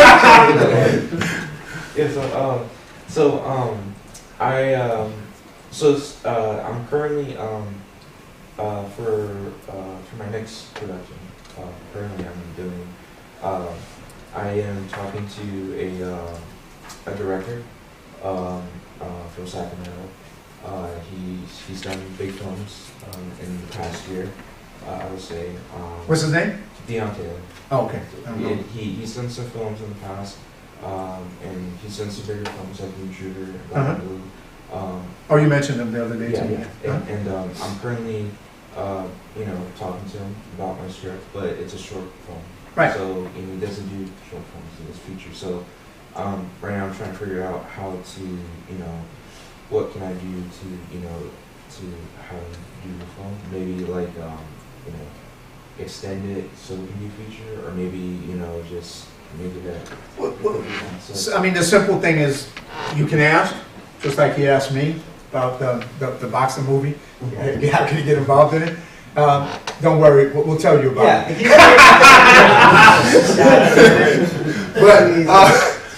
But one thing is asking, and then the second side is have alternatives for you, because if he doesn't want to do it, then you need alternatives. So maybe he's interested. Just because somebody does features don't mean they won't do shorts. So all you can do is ask and try and pitch him on it. If he's interested, he'll do it. And if he's not, then find somebody else. That's all. Just find somebody else who might be interested in it. So you can offer executive producer position on it. Yeah, and just try. To try and sell him on it. And if he's interested, yeah. And if he isn't, don't put your hopes in one person, because there's plenty of other people out there. Believe me, there's plenty of people. He's like one of my favorites. Yeah, I know. But that doesn't mean. Don't bet. Yeah. What else? Any other quick questions? No? At what point should somebody come to you, a line producer? I just passed off a script here to a writer, Mike Rinaldi. I have a script here. He's willing to take a look at it. I'm willing to do business with him in this regard. But at what point does this full script that's developed or ready to go? When does it come to you? When should it come? When should we invest as filmmakers? When's a good time to invest? to pay to have the budget and schedule broken down so we can use that as part of our pitch maybe?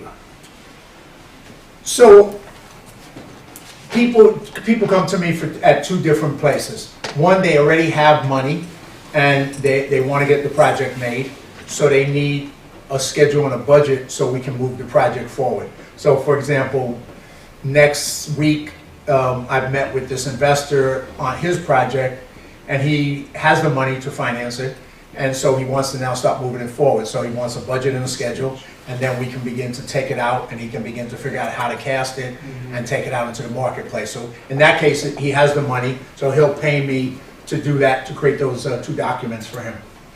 Other times, people are at the point where they need to take it out to find the investors. They don't have the investors yet. It may be a producer, it may be a director, in which case they need these documents to be able to take it to an investor to say, this is how many days it's going to take to shoot this movie, this is how much it's going to cost. And so then they have a package that they can then sell the investor or investors on the idea of how to do this. So they'll pay me at that point to do it, and then they have that they can then take out and try and raise the financing based on it.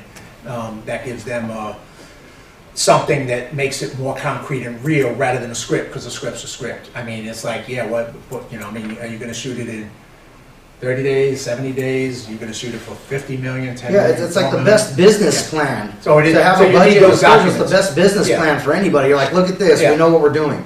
So, and you know, you got to put some, you know, you got to be ready to invest some money because it takes time. I mean, to create this schedule and a budget takes a couple of weeks of my time. So it's not like, you know, I can just knock it out like in an hour. I wish I could, but. Well, to speak on that too, it's not just a scientific process. There's a creative process going into it. A lot of people think of the line producer as this admin guy who's just punching in these numbers, whatever. But you have to be really, really creative to be able to figure out how the scene's going to work, who's going to be there, how, you know. So like, talk about that. Are there moments of creativity when you're inspired? Are there better times that you work on particular budgets and schedules, or is it just at any time during the day? You know, what's your process like in that regard?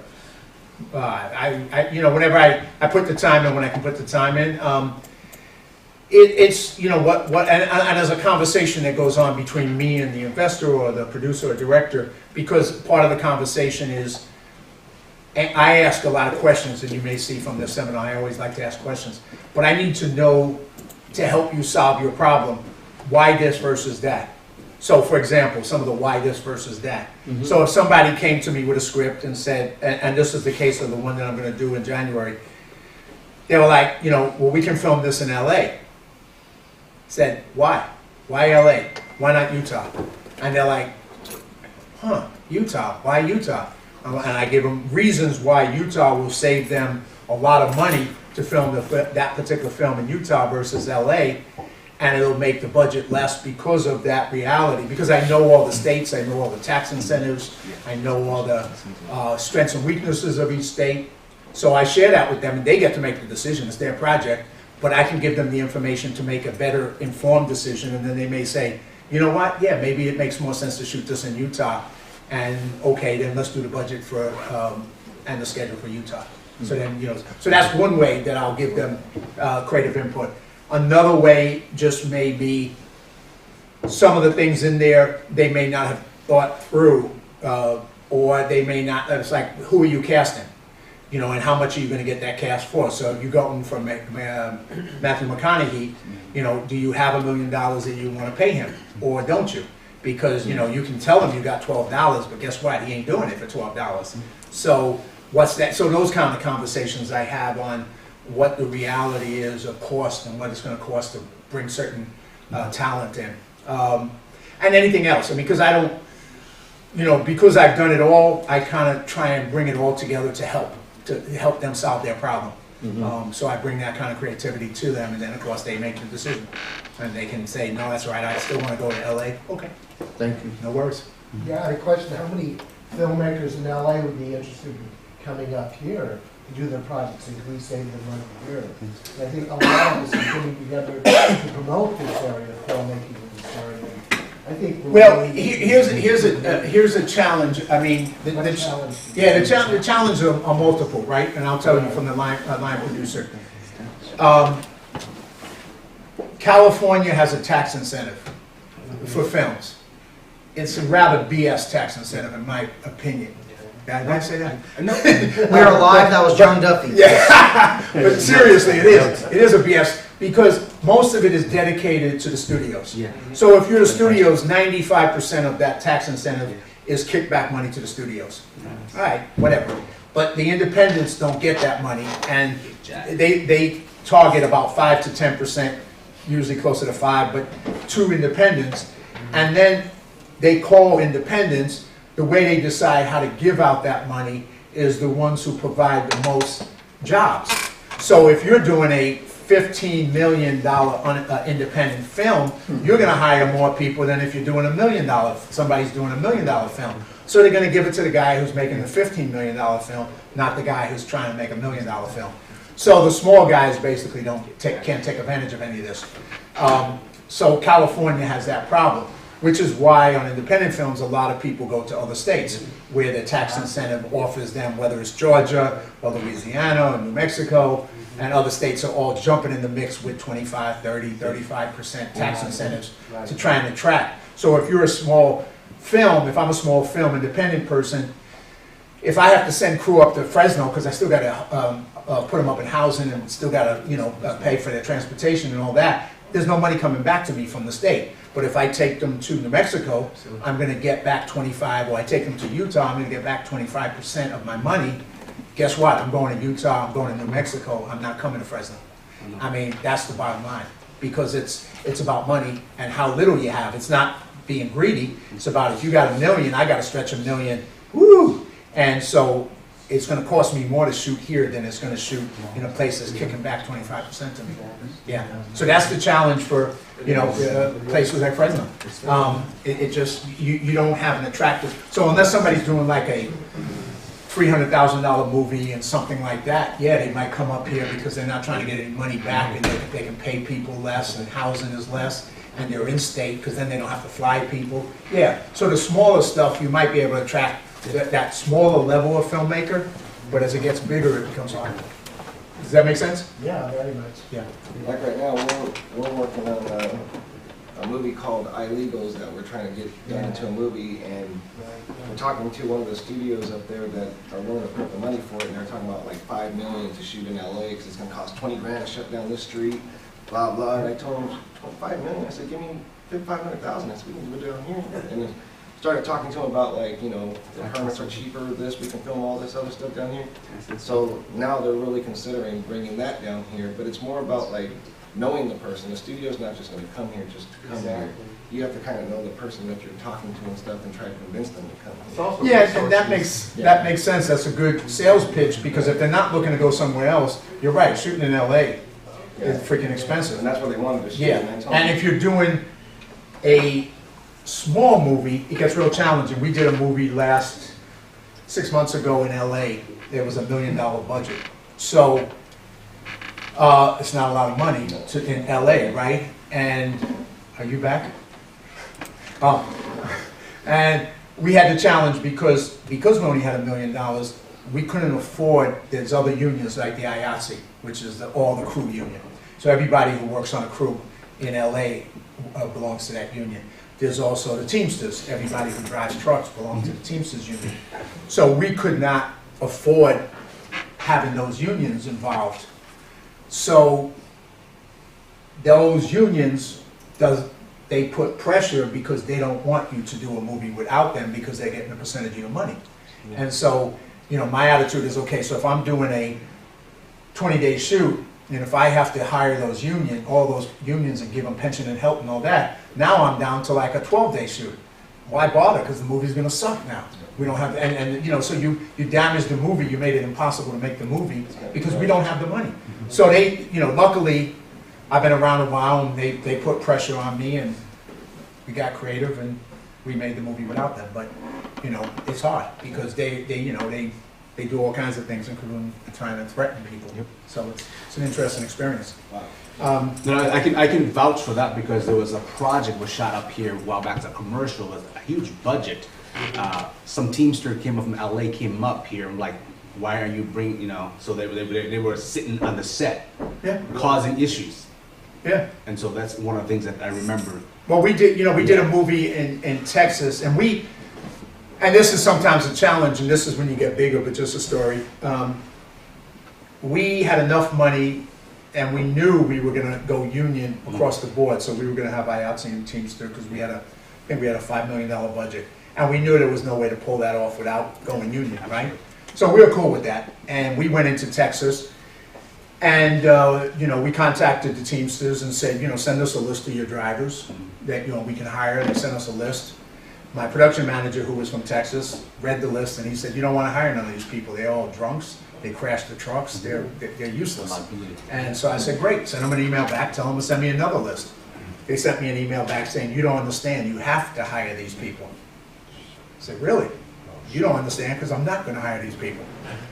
So then they started threatening me. I said, okay, what do we do now? So we dropped out to the Attorney General and said, the Teamsters are threatening us. We let the Teamsters know that the Attorney General knew that. They said, okay, hire who you want. So, but they tried to, be thugs. And they try to, play thug on us. But that's just part of the interesting stuff in the film industry. I haven't dealt with that yet. Yeah, it's another fun game. Yeah. Other questions? And George, do you want to take another quick break?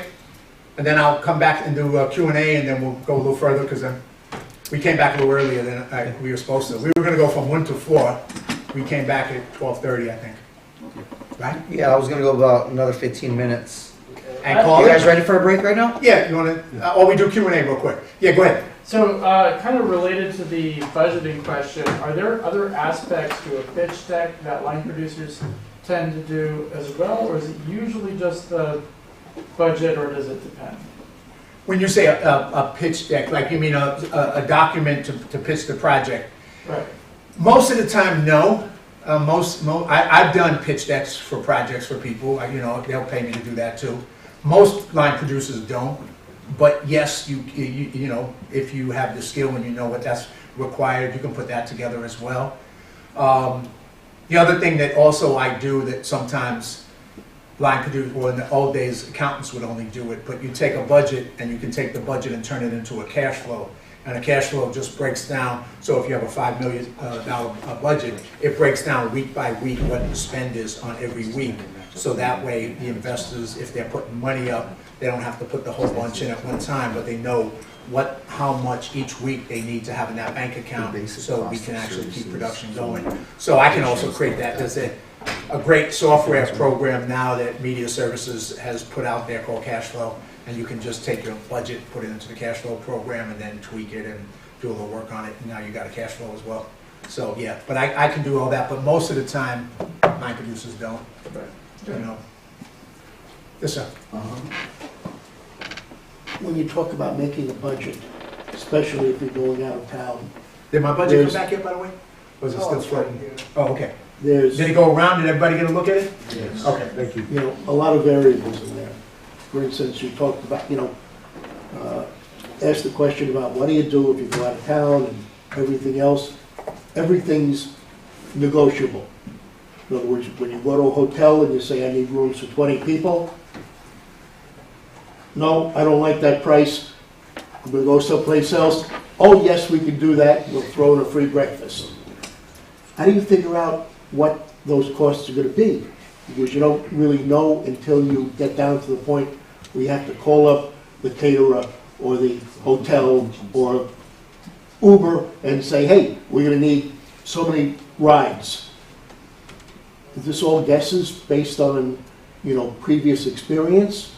Yes, pretty much so. I mean, yes, and it's complicated because sometimes you get producers who are weird. So like, and No. Tony, that guy Tony that you were talking about earlier. Yeah. So if you tell them here's a budget for $5 million, they lock in on that number. And then if you need a little bit more, they go, yeah, but you said it was $5 million. Yeah, but we didn't scout any of those places yet. How do you know everything before you know, right? So you have to do a lot of education that, look, you have to understand, and even then sometimes they just don't get it. But bottom line of it is you try to create a budget that's doable, And then inside a budget, so say I create a $5 million budget, there's categories, right? So maybe your hotel category, you are expecting to pay 100 a room, but it's 125 a room. So that category now went up a few $1,000s. So then you gotta find a few $1,000s from somewhere else to save it. So I'll give you an example. On one of the independent films we did, it was, I think we had about $500,000 this way back when. So it was that kind of thing, that, you know, things were changing in the budget, and I had to find ways to come up with money from other places. So we went into Panavision at the time, was film cameras, and I went in with the director and the cinematographer, a woman director, and we sat down and I know I needed to save money, so I figured might as well shoot for the stars. So we sat down, we had a meeting, and so the salesperson said, so how much do you have in for camera? And I said, nothing. And he laughed, and just like the Paramount story I told earlier, I laughed, and he said, no, I'm serious. I said, no, I'm nothing. And he said, wow, you're actually asking me to give you the camera for free? I said, yeah. Shook his head, and then the conversation moved on. And so after it was over, we go outside, and the director and the cinematographer says, so how much are we paying for the camera? I said, nothing. He gave me 2 cameras for free. Wonderful. Now, I didn't know I was going to get him. I mean, I figured he was going to come back with something else. But he just, and now that saved me enough money to pay for that other thing that went over. So you just got to get creative, and you're always kind of trying to solve problems inside those numbers. No, And that's what you're doing. Basically, it's like, I understand what you're saying, it's a negotiation, things change. You have a hurricane and you can't film there, but you got cast and crew booked, so you've got to play around with that. I just didn't know if this is something that, how deeply you went in when you made the first budget. As best you can based on experience, and then, you know, the thing is you try and keep to the bottom line. So whatever the bottom line is, you stay there, one way or another. Where the money moves inside that puzzle, who cares? Well, I don't care. I know, like for me, when I'm doing my budget, like if a room is normally like 125, like you said, and I have an actor, let's say I'm shooting just 10 days, sometimes my budget, when I'm looking for money, I'll put in all my actors for 10 days. Now, they're all not going to be there for 10 days. Some may be there 2 days, some maybe whatever.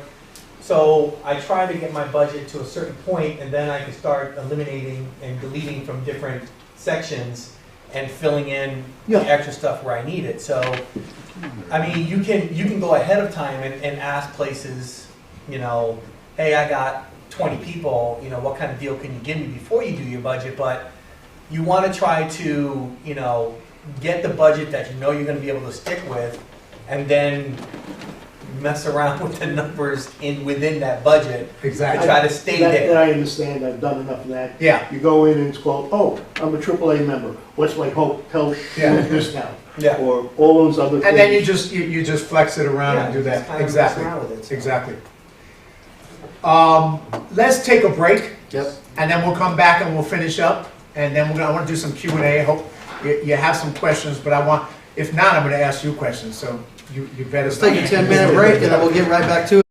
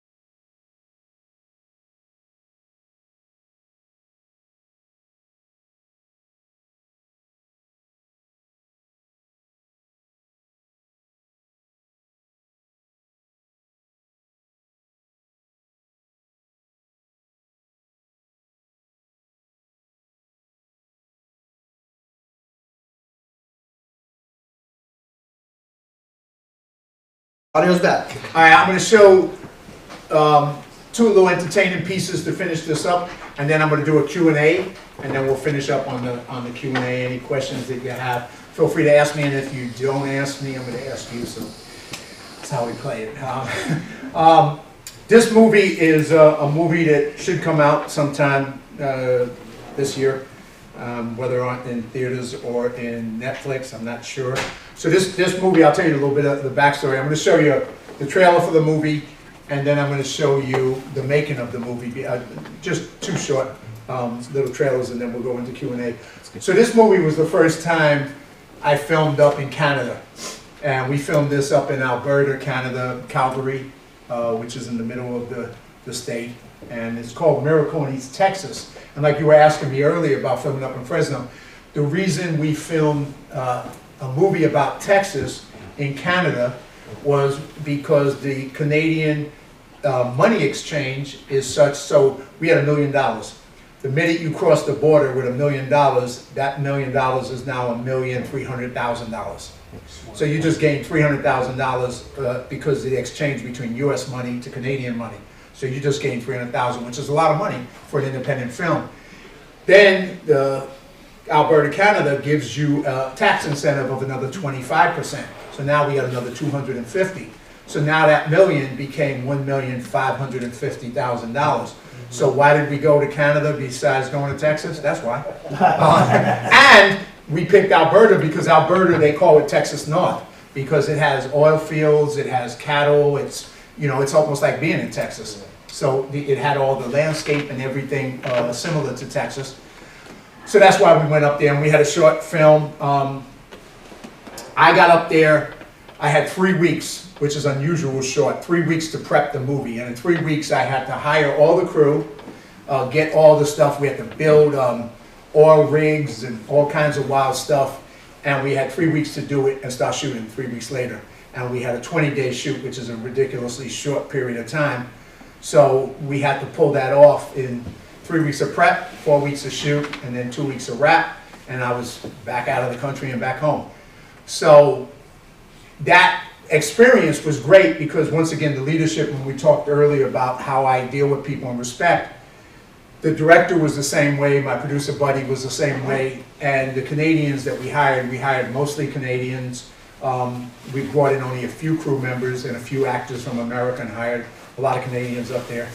And after the movie was over, the crew said to us, some of them who had been in the industry 30 years up there, they said this was the best experience they ever had in their life. Wow. Because we treated them like family.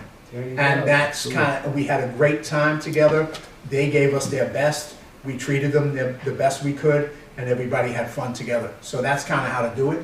So I'll show you the clip from the movie, and then I'll show you the making of the movie, a little clip, and then we'll go into the Q&A.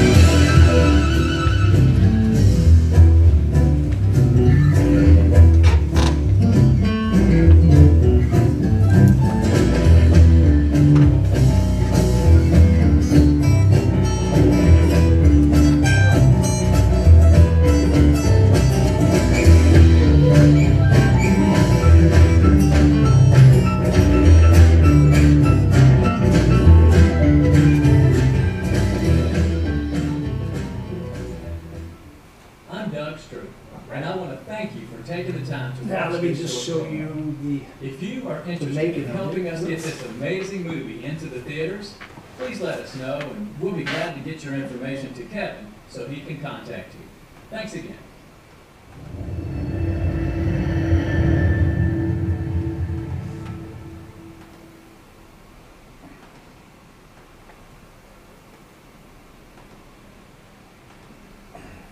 I taught Mr. Duffy how to copy and paste. So if you need somebody to copy and paste on your next movie, hire this guy. It's on my LinkedIn. Write a review. You're 10 times. It's fun tonight at the movies as people laugh. They laugh, they cry, and if they like westerns, that's ice. That was me, interesting.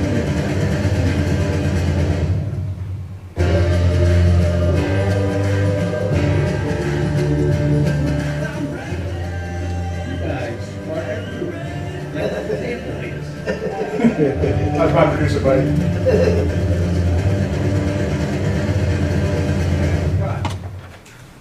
Yeah, so those are just two short things. Anyway, so that was, and I've, like I said, I've done 35 movies. My buddy who said that, you know, you've been, you people are everywhere. I told him, you know, he was a producer on it as well, and I said, you know, it felt like I was on vacation. I had the least amount of prep time in my life. I had the shortest shoot in a long, long time. We had a small budget, and I felt like I didn't work a day. It was just so much freaking fun. How did you guys attract Kevin Sorbo to that project? It was his project. Oh, okay. So the writer is a famous writer who wrote Hurricane Carter, that movie Hurricane Carter. He wrote that. He's had like about 19 movies produced as a writer in Hollywood. Really a talented writer. So this is a story that was pretty much... That's our subconscious in a place of Zen as you speak, Mr. Duffy. Is your computer trying to like tell me something? It's like, do some workouts, Duffy. Well, I guess push-ups, yoga. I guess he wants yoga instead of push-ups. He's gone yoga on me.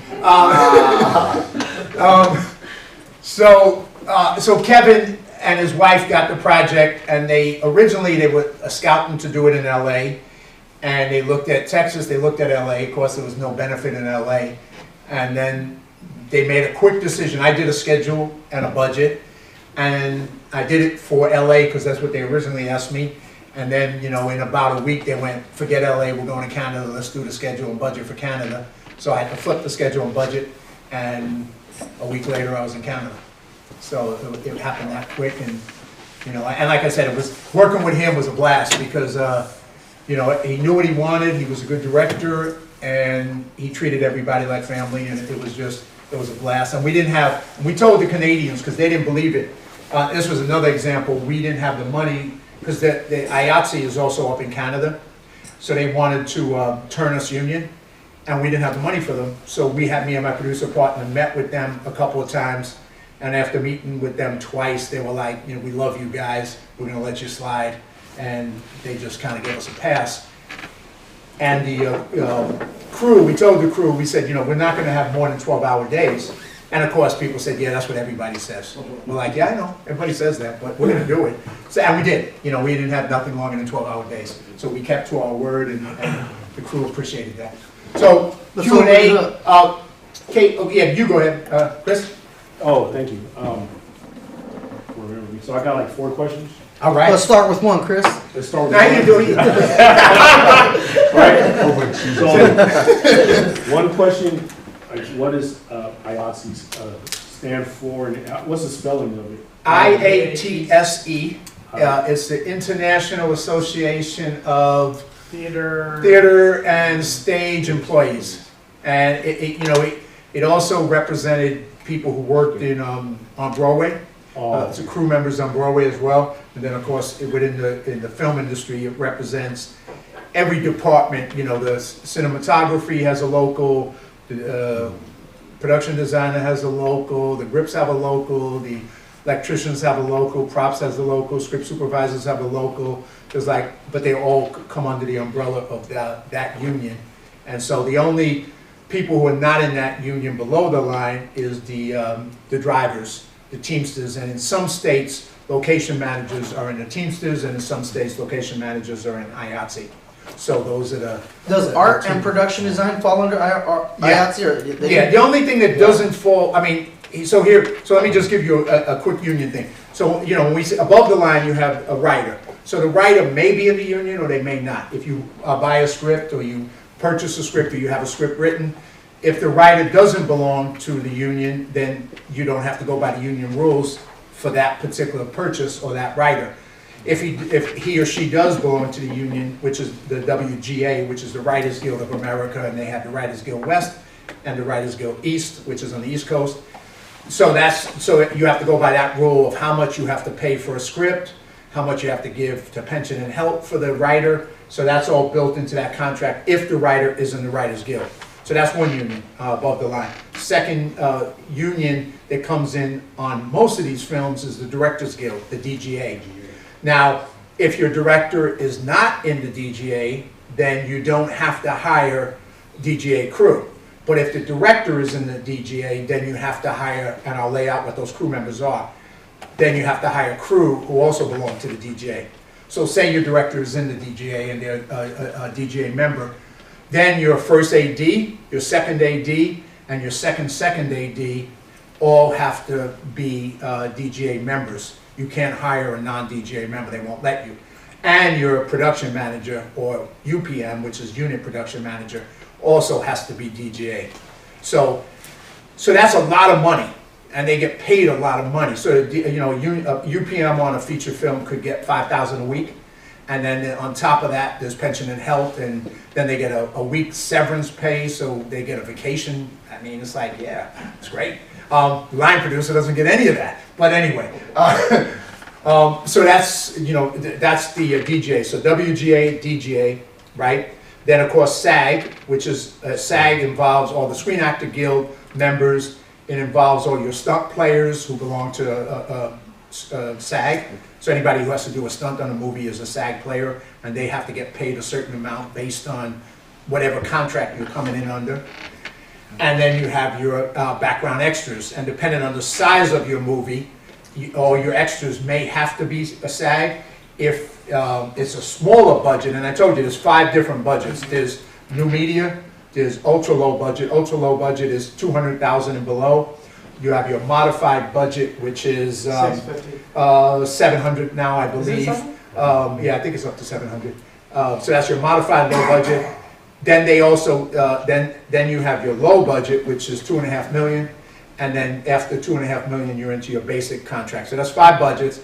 And then there's one thing put on top of it, which you maybe take advantage of if you're doing affirmative diversity. You call it diversity hiring. If 50% of your cast is made up of the 4 groups of minorities, women, disabled, and seniors, if that 50% of your cast is that group, then they'll allow your budget to go from 700 to 900. They'll give you $2.5 million to $3.5 million. They'll give you an adjustment before you get into another contract. So sometimes, depending on how you cast a movie, you can take advantage of that to minimize your cost.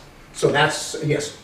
Oh, no, I didn't mean to interrupt you. I was going to ask a question after you're done. Okay, I'll keep going and then. Yeah. Right. So Writers Guild, WGA, DGA, Directors Guild, Screen Actors Guild. Now that's above the line. And once again, the line producers can belong to an association called the Producers Guild if they want it, but that's not a union. And it's just you get to go to parties and stuff like that and whatever. But and they take money and you get money to do that.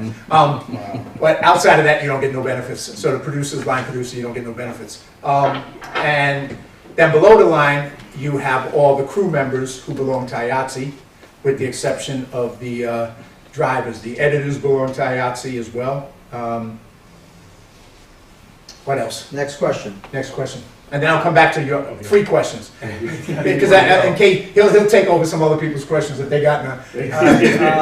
Now we're talking about out here in Central Valley and everything like that, independents out here. We're talking budgets that are, 40, 50, Right. So let's say somebody's got a budget of about 50,000. No, you said $50. Oh, yeah, I know. Let's say somebody's got a budget that's 50,000, right? Is it even worth going SAG? Is it even worth? Because I know SAG is $250 or less for micro budgets and everything. Is it even worth trying to go SAG and paying all that money into SAG and everything if you're only Well, here, let me ask you, great question, and this is the world that most of you are living in, so I think this is a fabulous question. What are you doing? A short or a feature? Feature. Okay, so you're doing a feature and it's about 50,000, right? Yeah. So here's the question. Are you able to find actors who are good enough for what your purpose is and your mission? See, this is the challenge. Yeah. So are you able to, who don't belong to SAG? So, because if you can, and you get, just like that movie that they made down there with non-SAG actors, hey, go for it. If you can get somebody who serves your purpose, later for SAG, quite frankly.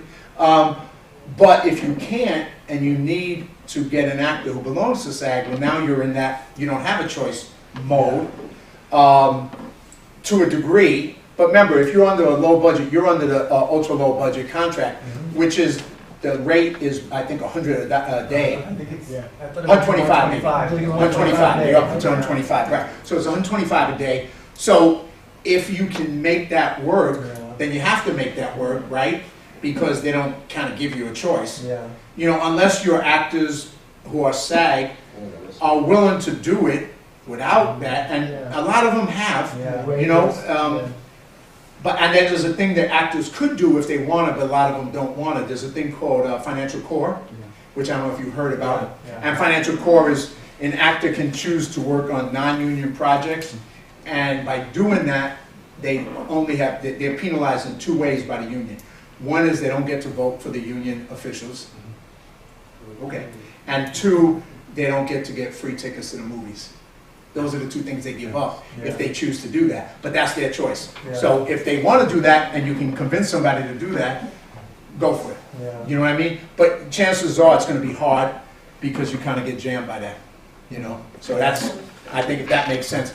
Yeah, George, and then... As a producer, I would say, go SAG, get the contract, because then it opens up a world of talent and it opens up the conversation. Then you can ask the SAG talent to possibly come onto the project, and then some of them, what if he's your 10th choice or she's your 10th choice, but so what? She's some still pretty good actor that will come on for the 125. I just don't, I think, like, for me, having access to actors is the biggest thing for me. Yeah. Right? Because you go to, you know, LA Casting and Actors Access, all those different ones, you can find great actors That's and right. stuff. It's only 125. Yeah. You bringing them up. Yeah, you put them up. You know, whatever. There's a couple different things that you can do. Yeah, I think in general you have to do it. It makes sense. Yeah. Now, in a rare case, if you really have somebody who's just right for a project who's non-SAG, and you want to do a project with them, because sometimes you just got that unique project like they did, but that's rare.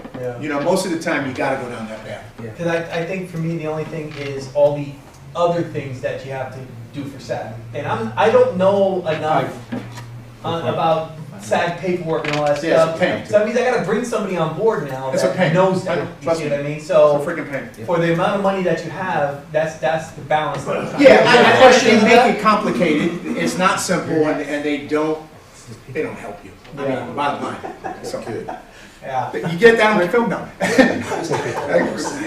John, we have a question. Oh, excuse me. Sorry. In the film industry, where's the greatest need? Like, I hear all these jobs, like, do I like that one, do I like that one, do I like that one? Where's the greatest need? Where do you need talent the most? What do you mean? Money. You talking about behind the scene or in front of the camera? Anything. Like, where could you work? In the entire film industry, where do you Everywhere. go, oh wow, we don't have anybody good here for this. There's always talent. there's always good people everywhere. It depends on where do you live. Like you were mentioning earlier that you were moving somewhere. I live here in the area, yes. So you live here. This is now home.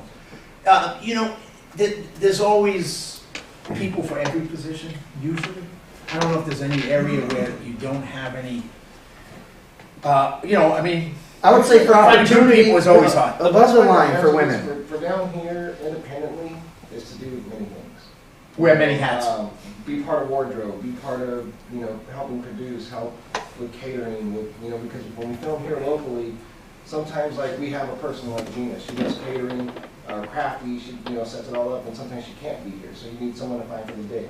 Makeup people, like on the last one we were on, we went through like 8 makeup people, just because one person, we normally work with was pregnant, she couldn't be there. So on an independent film, Everything is The important. the more roles you can fulfill, especially in this area, I 100% agree with you, man. The better off it is, because you gotta be diversified, because If you try to focus on one there's thing- not a lot, unless you have a passion for one and that's all you wanna do, then do it.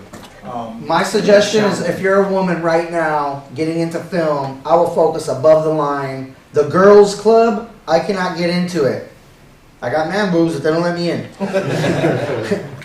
It truly is the girls club, and you know what Tell I'm your wife talking that. about. The women in media, the women in film. These are real organizations. Write them down. And directors, cinematographers, producers who are women. That's a huge lane that's wide open right now because they're like, oh, there's not enough women directors. There's not enough people who are taking that position as that. Well, claim your stake. Go for it. Say I'm the director then. I think if I always tell everybody when you're just getting into this, I don't know how long you've been in it, but if you're just getting into it, I always tell everybody the same thing. Just get on the set, and even if you don't, just ask to get on the set. You don't even have to do anything. Just get on the set and start watching what everybody's doing, and next thing you know, you're gonna go, oh, I like that. And then you start asking, okay, how do I get into that? I mean, like on my sets, I sometimes I have people who are not even working on it. They want to come on a set to see what everybody's doing, and next thing you know, at the end of the day, they go, hey, what was that person's job? Well, that person is a grip. Oh my God, that's freaking interesting. And that's how they get into it. And the other thing, I would suggest is become indispensable in the sense that there's a lot of people who work in the industry, but people who really go the extra mile, there's not that many. And so in my case, when I see somebody who's not just doing what they think they have to do, but they're doing more, they're trying to volunteer and do more and help out in other areas, I'm like, wow, that person, I want to keep hiring them. Absolutely. Because they stand out compared to somebody else who, okay, they did a little bit of work and now they're sitting down on the set. I'm not sitting down, I'm the line producer, they're sitting down. I'm like, come on, really? But I hired a kid, he was a PA, he sent me his resume years ago, and I was hiring, and you get tons of resumes, and when I get tons of resumes, they go in the file. It's called the garbage can. So I'm just dumping it. Sorry, but I throw them in the garbage can. So he calls me up, and very nice, and he's persistent, and I'm like, yeah, I'm busy. Call me back next week. Calls me back next week. Yeah, I'm busy. Yeah. Call me back next week. 3 times he calls me back. I'm like, damn, this kid, he ain't gonna give up, is he? So I'm like, come on in. I'm like, so he comes in for an interview, and I'm like, I'm not gonna hire him. 5 minutes, I hire him, of course. And because I got the feeling he was unique. He was willing to do the extra work. So I hired him as my PA. In 3 months, I made him my production coordinator. He ended up being my production manager on 2 movies and becoming a friend for life. So he had that energy. He stood out compared to all these other people who were trying to do as little as they could. He was trying to do more than he could. And so I instantly saw that and went, I want that guy. This guy's got my back. And so if you're that kind of person, people see it quick and you're going to be able to move into different positions. And honestly, I tell people all the time, I don't know shit about the film industry. I just work. Next question. Next question. First, can I give you my resume? No, Chad. Give it to George. Get it from George. Second thing is on actors and things. When we made Killing Kate, we had nearly 2,000 actors respond to our casting calls. We came up with some really fine actors that would work for minimum. Or SAG. Yeah. SAG. Sure. Yeah, but it's time. I mean, the one thing about actors, they're everywhere. I started in this industry. I started acting as well, so I know. I did theater, film, murder mysteries. I did all of that stuff. I did a one-man show. Did all kinds of bunch of stuff before I shifted behind the camera. So my question is regarding, I don't know if you've discussed it much, is 85. Where are we, and especially as it pertains to loanouts? I to be honest with you, I have not had a chance to dial into it. You need a payroll company. They're making things complicated. You got to find a way around the complications. It's a battle. Started with Uber and Lyft, and they're trying to destroy that part of the industry for reasons. and it affects other people, and it's just gonna affect employment, or people are just gonna get creative and find ways to cheat the system. Well, thank God Pretty Ernie's much. a man here, he does his research, and I know. Yeah. He'll get to the bottom of it, I don't have to do anything. Yeah, but ask you know, him. that's one of those things we got, you know, either you gotta find a way around it, or you gotta find a way to break the rules where possible, because I'm not a big believer in rules. Any, Chris, or who else, anybody else had a hand? Or I'll come back to question. Chris, you got other, don't worry, I get there, John. I appreciate you. What?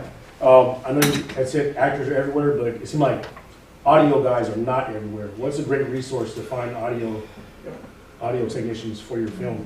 That's the answer to the biggest need locally, by the way, is audio. Good luck finding a good one anywhere. Everyone sounds. I can tell you sorry right to be now, offensive. audio, like, I only say this because my daughter, she graduated from Academy of Art University for audio. She does audio for film, gaming, and all that stuff like that.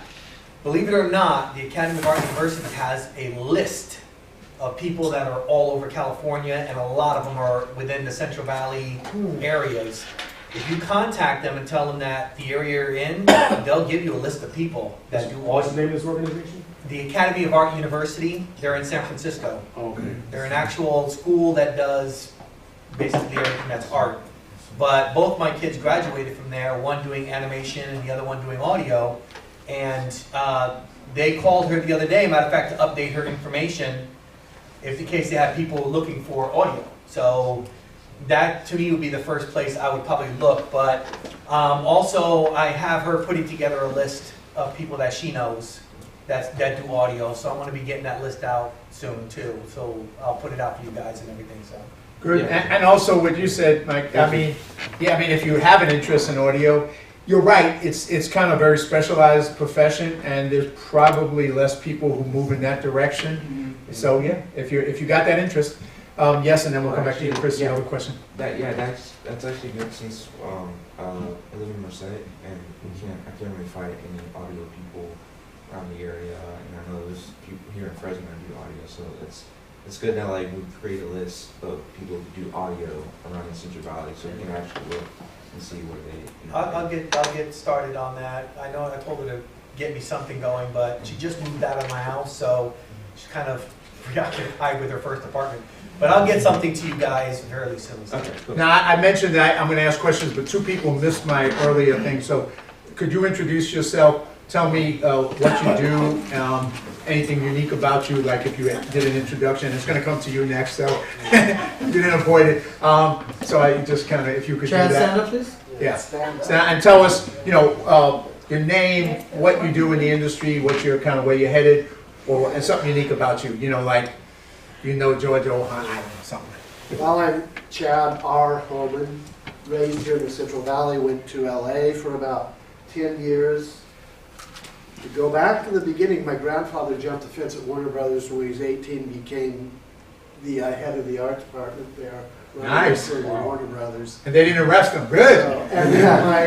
I worked there, my dad worked there, my uncles worked there. One uncle went on to become a renowned set artist and painter. He was a favorite of Eastwood's. I'm getting teary-eyed. And Spielberg, he passed away, unfortunately, young. And my father was head of the art department at COS, and he taught art and filmmaking. And so I'm part of a filmmaking family. I'm cool. Third generation.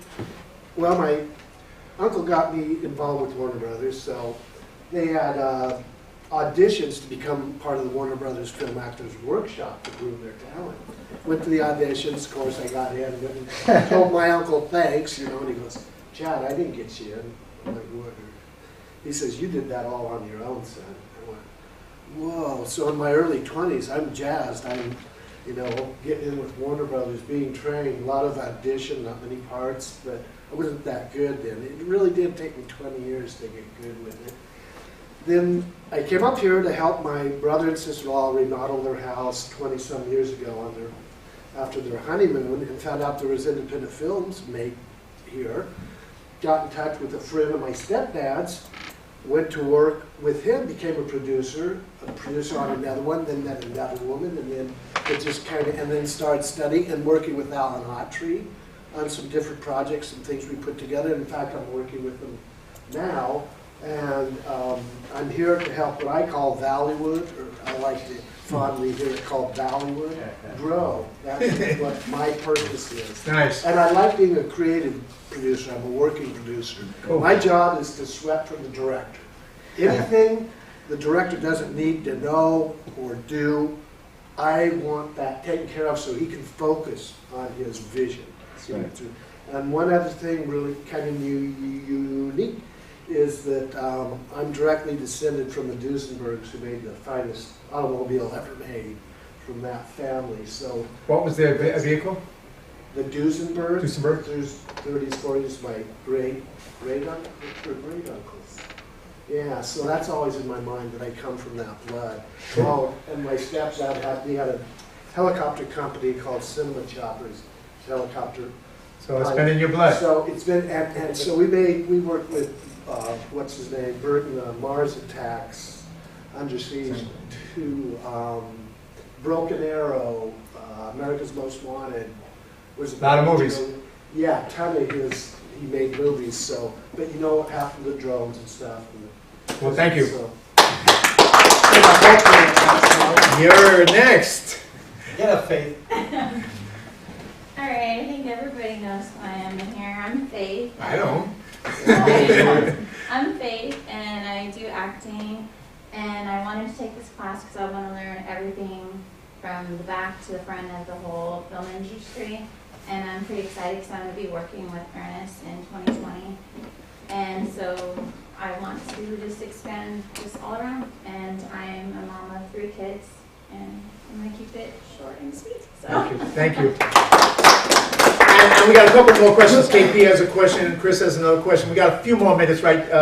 George wants to get me out of here because he says Mr. Duffy has to end this. I don't know who this Mr. Duffy is. Mr. Duffy needs a nap. But what was I going to ask? Yeah, we'll do KP. We'll do. But I just want to kind of, before I sum up so I don't forget this. Just going around the room, I think you get a feel, because I get a feel, that there's a lot of talented people in this room, and you all have gifts and talents. And I think by just listening to you, I come away with that, and I appreciate you. And I think I just want to encourage you to step it up next year, to really appreciate yourself and whatever your talent is, to take it to the max, because you have greatness in you, all of you, and each one of you has a unique gift, whatever that is. So you can step up and do more next year, and you can. But you also should start the year knowing, be proud of yourself, because you've come this far. You're a learner. You're somebody who's contributed in different directions in life. So you should be proud of yourself, everybody who's in this room. So now, KP, I'm going to hit you with that question you have for me, and then go back to Chris. And then we're going to finish with push-ups. No. Yoga, was that yoga? Yeah, yoga, yeah. How do we do yoga? Go ahead. I was asking you earlier about, talking about the stunt stuff, and you're dealing with the stunt guys, and from the union side to the independent side, and your thoughts on that. So 3 things. One is, and this is important for all of you who make movies, are going to make movies, whatever your position is, whether you're an AD and then switching hats to the line producer hat, like a man over here, or one of the important things to, I think, especially with some of these movies, is that you're responsible, whether you're the producer, the director, the AD, the line producer. Safety is important. Safety is crucial. And movies are movies, but people's lives are more important than a damn movie. So don't put your cast and your crew in situations where they're going to risk their safety. Always have a respect for people first, and movies and things second.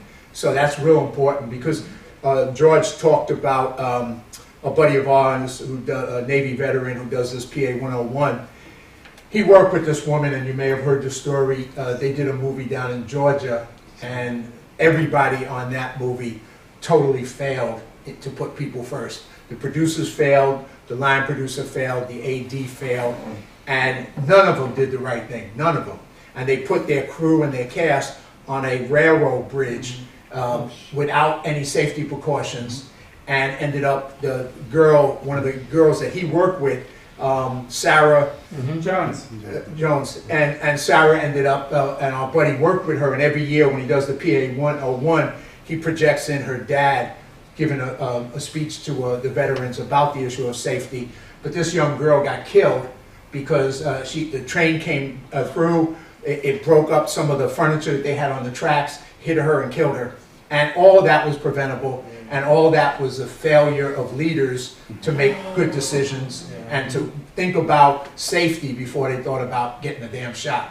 So that's just something, and then to go back to KP's thing, with that, the second piece is just, as a stunt people, it's the same kind of thing. You know, if you're union, your stunt people have to be in the Screen Actors Guild. If you're doing a Screen Actors Guild movie, as simple as that. If you're doing some small little short, or you're doing some little music video, they don't have to be in the Screen Actors Guild, obviously, but whoever they are, know that you really got to figure out two things. One, that you pay attention to that what they're doing is safe, so they're not going to get injured, because you have liability. Even though they're not in the union, if you do something that lends to them getting hurt or getting killed, you're going to get sued for one. But more importantly, you shouldn't let that happen.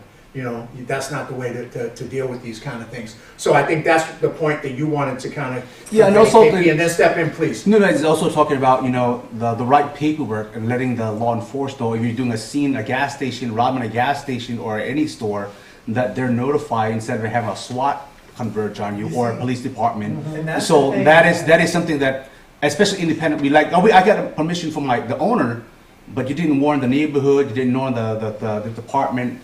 And so just the factor that, especially when you start dealing with people that are a legit filmmaker coming to town, that a lot of red tapes. Right. It stops a lot of things, and that's safety factor. Yeah. And make sure that you take care of all that absolutely professionally. The one thing I wanted to add to that is, you know, here in the Central Valley, there's a lot of small production companies. I'm a licensed armorer. I have a military license permit to use firearms and everything like that. Now, and you didn't listen to him when he told you to stop shooting? Yes. You know, he didn't pull out the weapons on you, man. And so my problem that I run into on a lot of productions out here is people want to use guns and things like that in productions out here, and then they want to bring me on board, and I'm extremely strict when it comes to weapons. As you should be.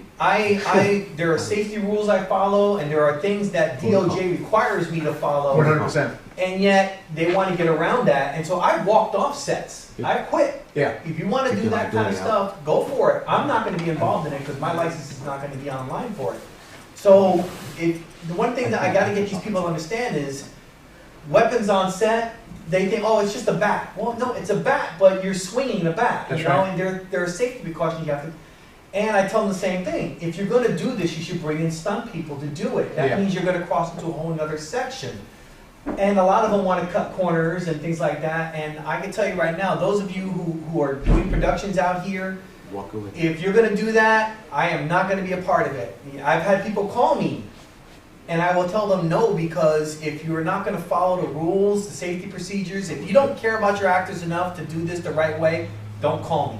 Because I am not going to be a part of it. And that's an important point, because at the end of the day, the safety of the people on your set is crucial. Exactly. And there's ways to do that. You know, I mean, you know, you don't necessarily have to have union stunt people, but if you're going to do a thing, you got to go through a procedure to make sure that this is going to be handled safely. And even on movies that have all that, people still get injured. So you're really paying attention to that is professionalism, is being responsible, and really caring about people first, and not about one of my jobs as a licensed armorer is I will call the police. I will get in contact with them. As you're supposed to. Yeah, I will let them know what's going on. I will give them the information. They have my license number, my information. And if you screw up, it's going to affect your license. Message. If you guys have weapons on your set, you need a licensed armorer. Message. It's very important. But do it the right way. Yeah. Do it the right way. Did we cover Next that, question? Absolutely, because it's JC? because it's Yeah, we'll come back to more. Yeah. Go ahead, No, JC. we're good. You sure? Yeah, I'm sure. Well, Don't let this guy cut you off. There's twice that we filmed like a carjacking scene outside, and we filmed like someone getting killed in an alley. I literally went door to door with flyers, letting the neighbors know we're filming this day. You know, be Perfect. aware. You know, I left flyers on people's doors, just so that that whole neighborhood know that we were filming. We had cops on location. You know, They just brought so me that- on board for that, and they did it all the right way. Yeah, I got that flyer at the bottom, had your GoFundMe link. Yeah, Who else had questions? Right there. Right here. Alright, so. All right. My question is, as a student, how can I get a job, like a good stable job in the film industry, like right after college? Good question. Good question. Well, I can actually help you. Oh, good. Go ahead. So Step into this one. we had a guy on our set, Jeremiah Foley. I don't know if you guys know who he is. You can probably look him up on Facebook or Instagram. This guy literally emailed countless first ADs that are all in Hollywood. Because if you go on IMDb, they have like, if you look around, pay for the subscription, they have email addresses and all this other stuff on there. He emailed hundreds of them, personal letters about wanting to be in this business, and he really got like 7 people to respond back to him and let him shadow them on first AD sets and all this other stuff that we're now, he's been kicking ass in Hollywood right now. I'm telling you, he was just on American Horror Story. He's on a Disney Channel show right now that he's working on. He's been up there for 30 days, but it's about the effort that you put in. You can't sit at home and expect to get a job. You have to do the research. You have to put it out there. You have to email people, constantly talk to people. And sometimes it pays off, like he says. They see how hungry you are.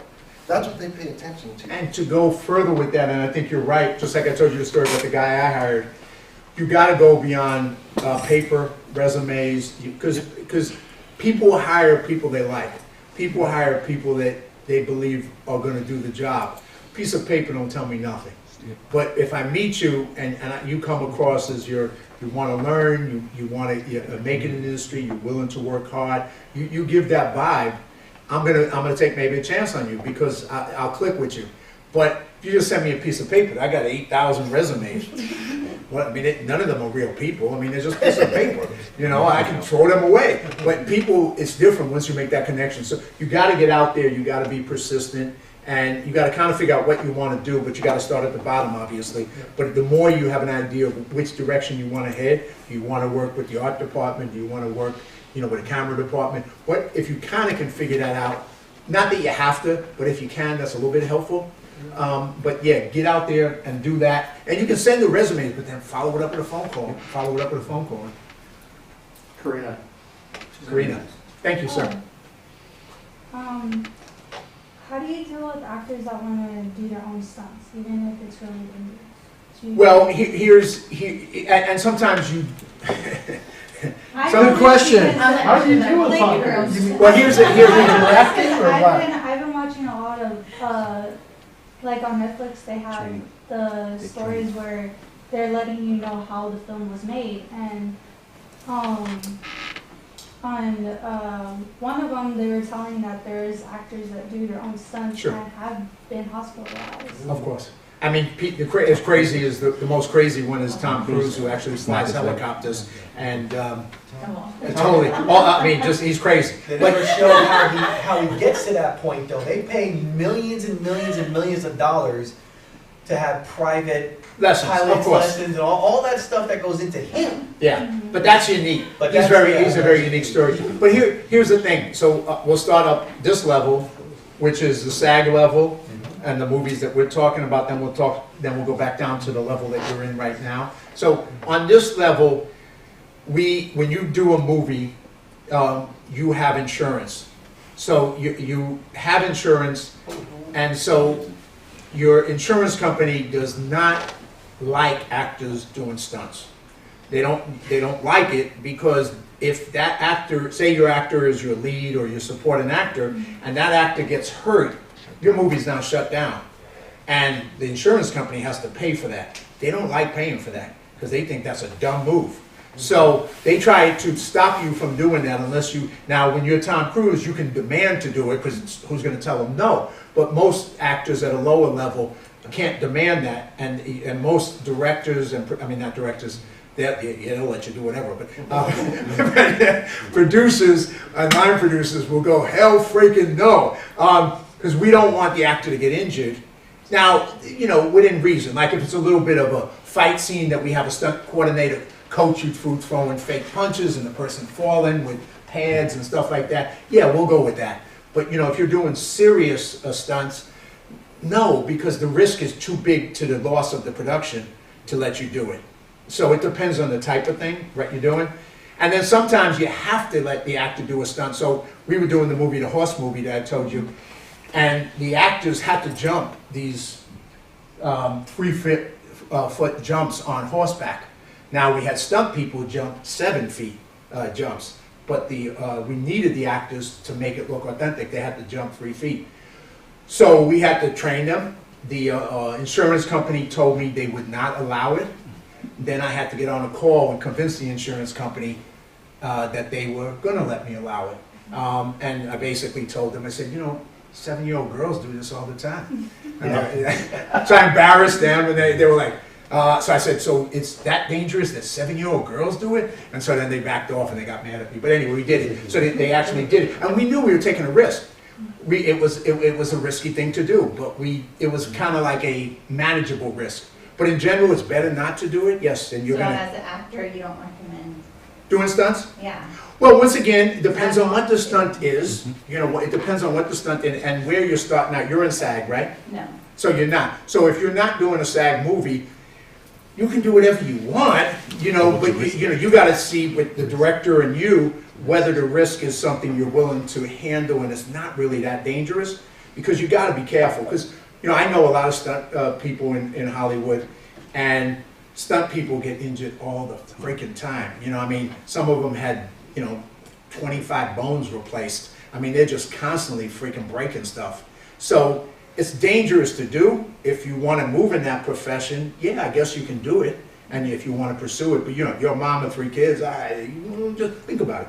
Just, you know, I mean, don't take the risk on just for the hell of the risk. Take it on if it makes sense and it's logical and it's, you know, reasonable. But just, you know, don't get crazy, because you still got to take care of your family. And stunt people spend a lot of time in hospitals. Yeah, and like for stunts, it's you need training. You need training. Yeah, you need Yeah, training, and 100%. You have to know what you're doing when it comes to stunts. Whether you're, I mean, it suggests it's not the actor to do it, but like the stuntman should do it. Maybe like a stunt double. You know, Yeah, exactly. like And if you hire a professional stunt coordinator, I work with a lot of stunt coordinators. They'll have actors do stunts if they think it makes sense and it's reasonable. And if a professional stunt coordinator says, I'm cool with having this actor do this, then I'll trust their professional judgment. But I won't make that judgment. I'll listen to them, and if they say, look, you know, I'll show them how to do it, they're not going, the danger is minimized, and we're not, you know, like throwing them out of a window on the 3rd floor or something, you know, then, yeah, okay, maybe. But if you're doing that, no, I want stunt people who've done it many times, because I don't want them injured. Is there like a website where you can look up these rules, or how are you supposed to know? For what kind of rules? What any kind, like safety rules? Yeah, there's you know, there's Screen Actor Guild. You can go on their website for safety rules. You can go on to the Stunt Association. They have I don't know if it's Stunt Men or Stunt Association. I can't remember the name of it. They have a thing that deals with stunt people. There's plenty of websites that will tell you those rules. And then there's a lot of you know, Film Threat magazine, and just a lot of different places where you can get resources on different things like that. A couple more, and then we're gonna. Well, real quick on that. Yes. The only thing is, like for me on my productions, because I have to pay for insurance, and if. Who do you use, by the way? I went through. You got me on that. I can't say. Can't remember. That's right. No worries. I just thought it came to the top. No, I've used the same one for years, but I can't think of it right now. ABS? Anyway, ABS? ABS. There you go. Okay. Oh my God. Anyway, ahead of time, we tell them what we're going to be doing. So if there's going to be stunts, whatever like that, I have to be specific with them what I'm doing and everything. And then what I do is I get in contact with the stunt coordinator and tell them this is what I plan to do. But then I also get with the actor, and the actor, if I don't think they can do it, they're not going to do it. But if they think they can do it, like on one time I said, all right, I put a pad down, I said, just do a roll. just stand and then do a front roll. Let me see what you can, and they couldn't even do a front roll. I'm like, no, you're not doing that. So here's, the thing is, you have to look at all these different things when it comes to that.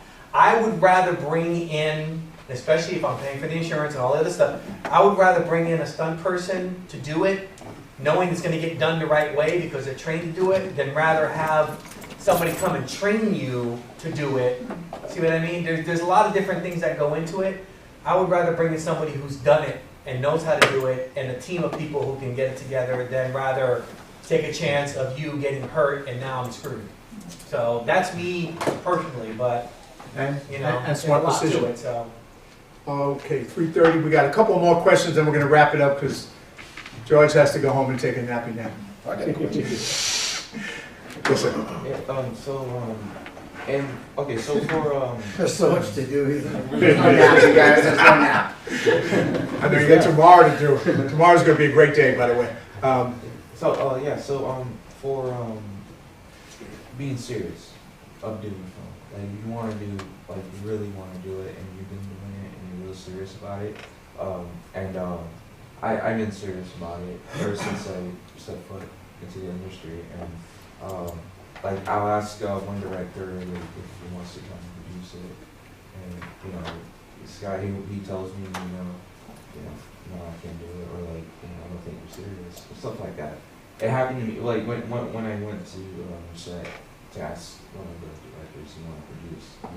He didn't think I was serious in doing it, but I didn't like I wanted to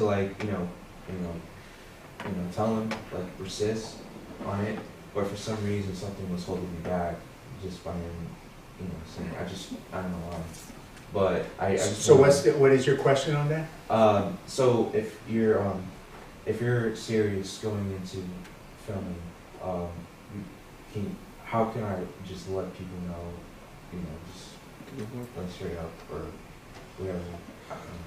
Well, I don't know exactly. Obviously, you got to sell yourself. You got to be, and not seem desperate, but you got to sell yourself that you're committed to doing it, and you got to be confident, and that comes across not just in what you say, but in your body language.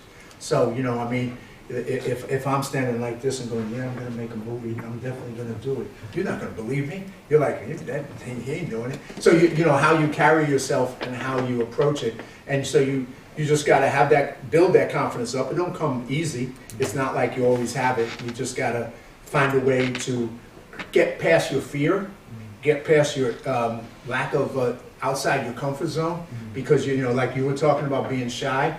I told her, when I was the first time I ever spoke in front of people when I was 18, I couldn't say my two names. I was stuttering getting my names out. That's how shy I was. So obviously I've come a long way from being that shy kid who could not say two words in front of a group of people, where now you could put me in front of 10,000 people and I won't shut up. But so you got to build that confidence, and you just and each time by doing it again, you get a little more confidence, you get a little bit more comfortable with doing it, and you just don't give up.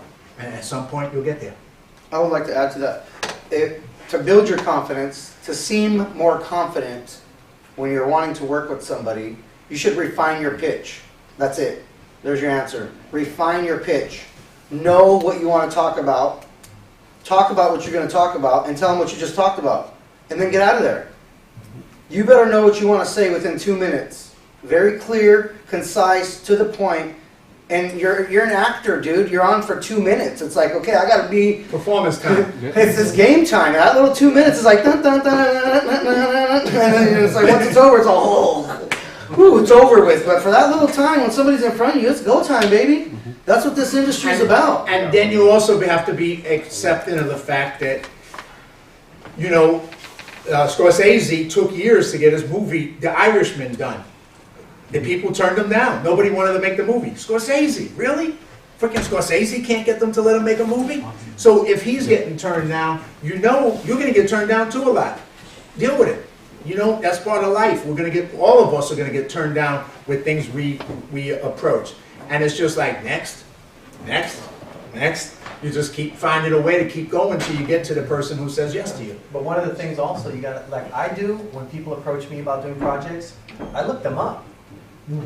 And I can tell you honestly, if there's nothing there, I mean, I won't do it.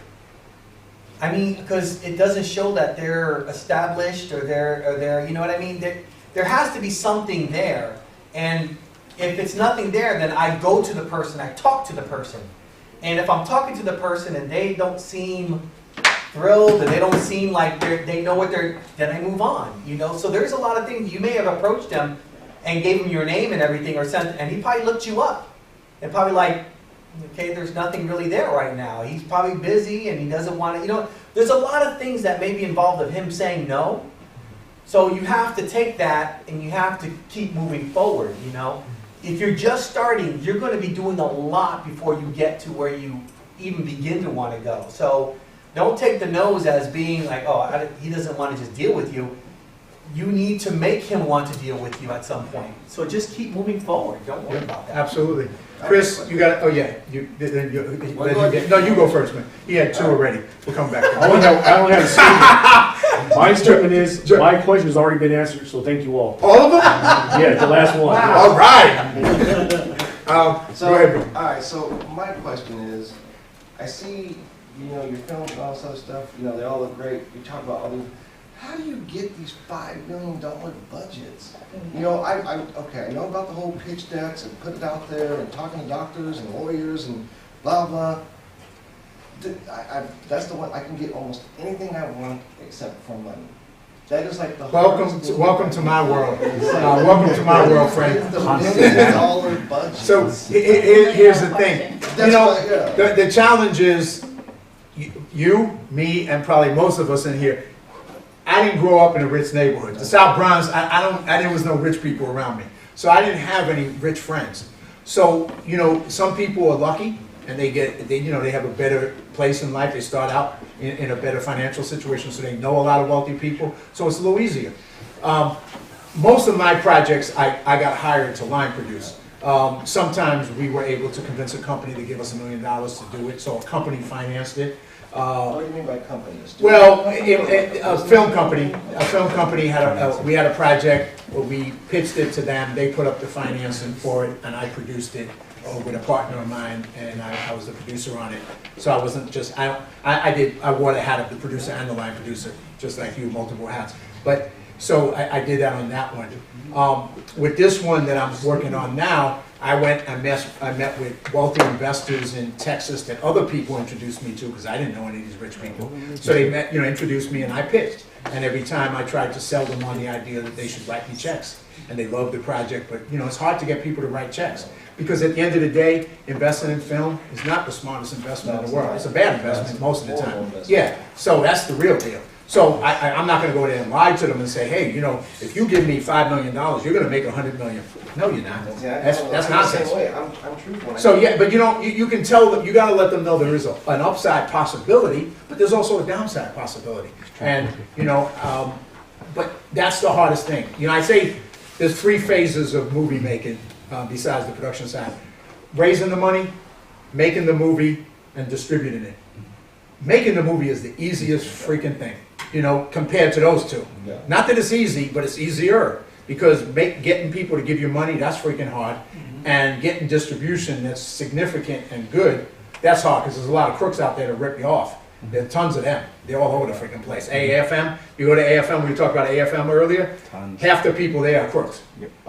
Maybe I'm being generous. It's probably a lot more than half. But that's what it is. So you have to really. But that's the hardest 2 parts. And for us that have not grew up in wealth, it's challenging. And you just got to find people, or find people who want to partner. And sometimes you got to start at a smaller level, because like this movie is a bigger movie. And a lot of people wanted to do it real small, and they said, well, let's do it for $100,000. I'm like, no, I don't want to do it for that. Nobody's gonna watch it. It's a waste. I'd rather not make it. So we got lucky because we opened that door here, and I say, kind of God, gave me a little bit of a lesson on that one. But it's you just don't know. You just got to hustle and try and connect to people, like you're saying, people meet people, network with people who have money, and try and get introduced to projects that you can find. Because people who have money, invest in something that they want to have fun with. or something that interests them, that catches their attention. So you gotta find those people, and your project is probably not right for most people, but it may be right for a couple people. And so, and as to how you're gonna do it, damn, if you find out, you tell me. Because you asked me, I mean, maybe, you know, Well, I mean, but it's hard, man, it's really I think hard. a lot of it though is like, you know, like you said, trying to put packages together and rails Yeah. together, stuff that you've already done, but like, you know, asking a lot of people here in the valley, they don't think Hollywood being filmed in Hollywood. Yeah. A lot of them are scared to, you know, give money down here. Yeah. And I've heard that they have like producer parties up there and stuff, where all these people come together and they're rich and it's all just. Sometimes, you know, even then, it takes forever to raise money. I mean, you know, that's the hardest part of it. And, you know, like, you heard a little bit of, what was, like. Carlos? Today. Carlos. No, Elena. the other one. Yeah, Elena. Yes, Elena. who spoke, you know, that's on a small level, but that's one way of doing it. And, you know, you gotta find those ways, and then maybe get outside your circle, you know, and begin to take what you've done to go meet other people, whether it's at the Asian World Film Market, or at the AFM, or at other events in Hollywood. Start, you know, taking who you are, because you know, you were talking about your brand and what you're trying to do, and do projects that show Mexicans in a different light, not just gang members, but also as all these other positive things. So that's a good message. So there's going to be people who resonate with that message. So find a way to reach those people, you know, because that's a good message.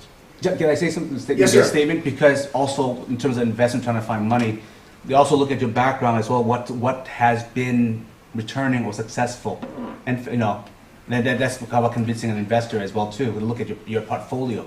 Yeah. Any investor, you know, it's like if you have nothing, you're asking for a $10 million. What have you done? That's like a question. Let's start a little bit and then eventually raise. You know, and it's a hard, especially. And or partner with Yeah. somebody Yeah. who has done Yeah, that at a absolutely. different level. So the two of you now are partners as Absolutely. opposed to just you.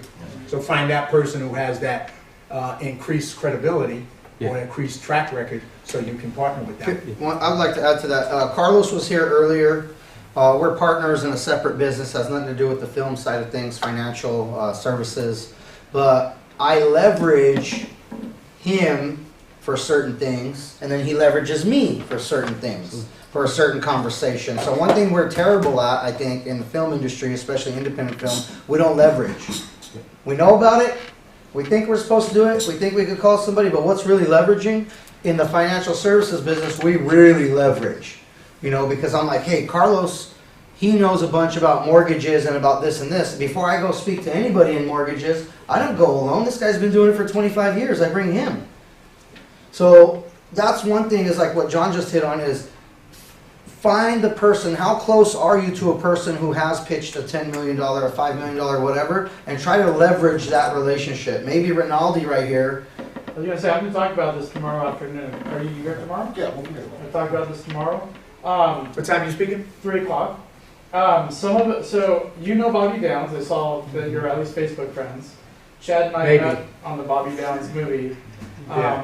I'll have to remember how I know him. Well, they if he's just Facebook friends. Yeah, some of their movies, like one of their movies was like Dandelion Dust. That was financed just by ag people, ag and dairy people here in the valley. Black Swan. What kind of people? Agriculture. Agriculture. Yeah. Okay. Black Swan, one of the producers here in Fresno. I believe he's an orthodontist, but I'm not positive. I'm not even making a joke. That's real. Yeah, there's Mercy Streets. So tomorrow you can get into that for them as I'll well, get right? into that a little bit. Cool. I'll say, I don't know how to raise 20,000 or 200,000. I do know how to raise 20 million, but I don't know how to do the small amounts, because I don't know how I'm going to make any profit off of a movie that's budgeted at that level. Yeah. So I'm going to be talking about larger budgets. And that's interesting, and that's going to be interesting to listen to you tomorrow. But you're right, because you know, like short movies don't make money. Like I think George had mentioned to us, they're calling cards. You know, people do a short and they go like, well, you know, how can I tell the investor they're going to make their money back? They're not. They're not going to make their money back. And because it's hard to make money on short films. It really is. It's like Jason Blum at Blumhouse. I've been hearing for the last year, he requires a proof of concept before he'll look at a screenplay now. Yeah. Right. Because they want to that's see. becoming more common. Yeah. So that's going to be a good talk for people to listen to, and definitely. Anybody else who wants to answer? Then I just want to finish us up. Unless George has anything else, I want to just finish the day up. How do we get our proof of concepts to Jason Blum? How do you get a proof of Find concept? somebody who knows Jason. We'll talk about it tomorrow, and you have to hire somebody unless you create it yourself. You have to hire somebody to create it. Just final thoughts. Anybody? How was today? Was it useful, helpful?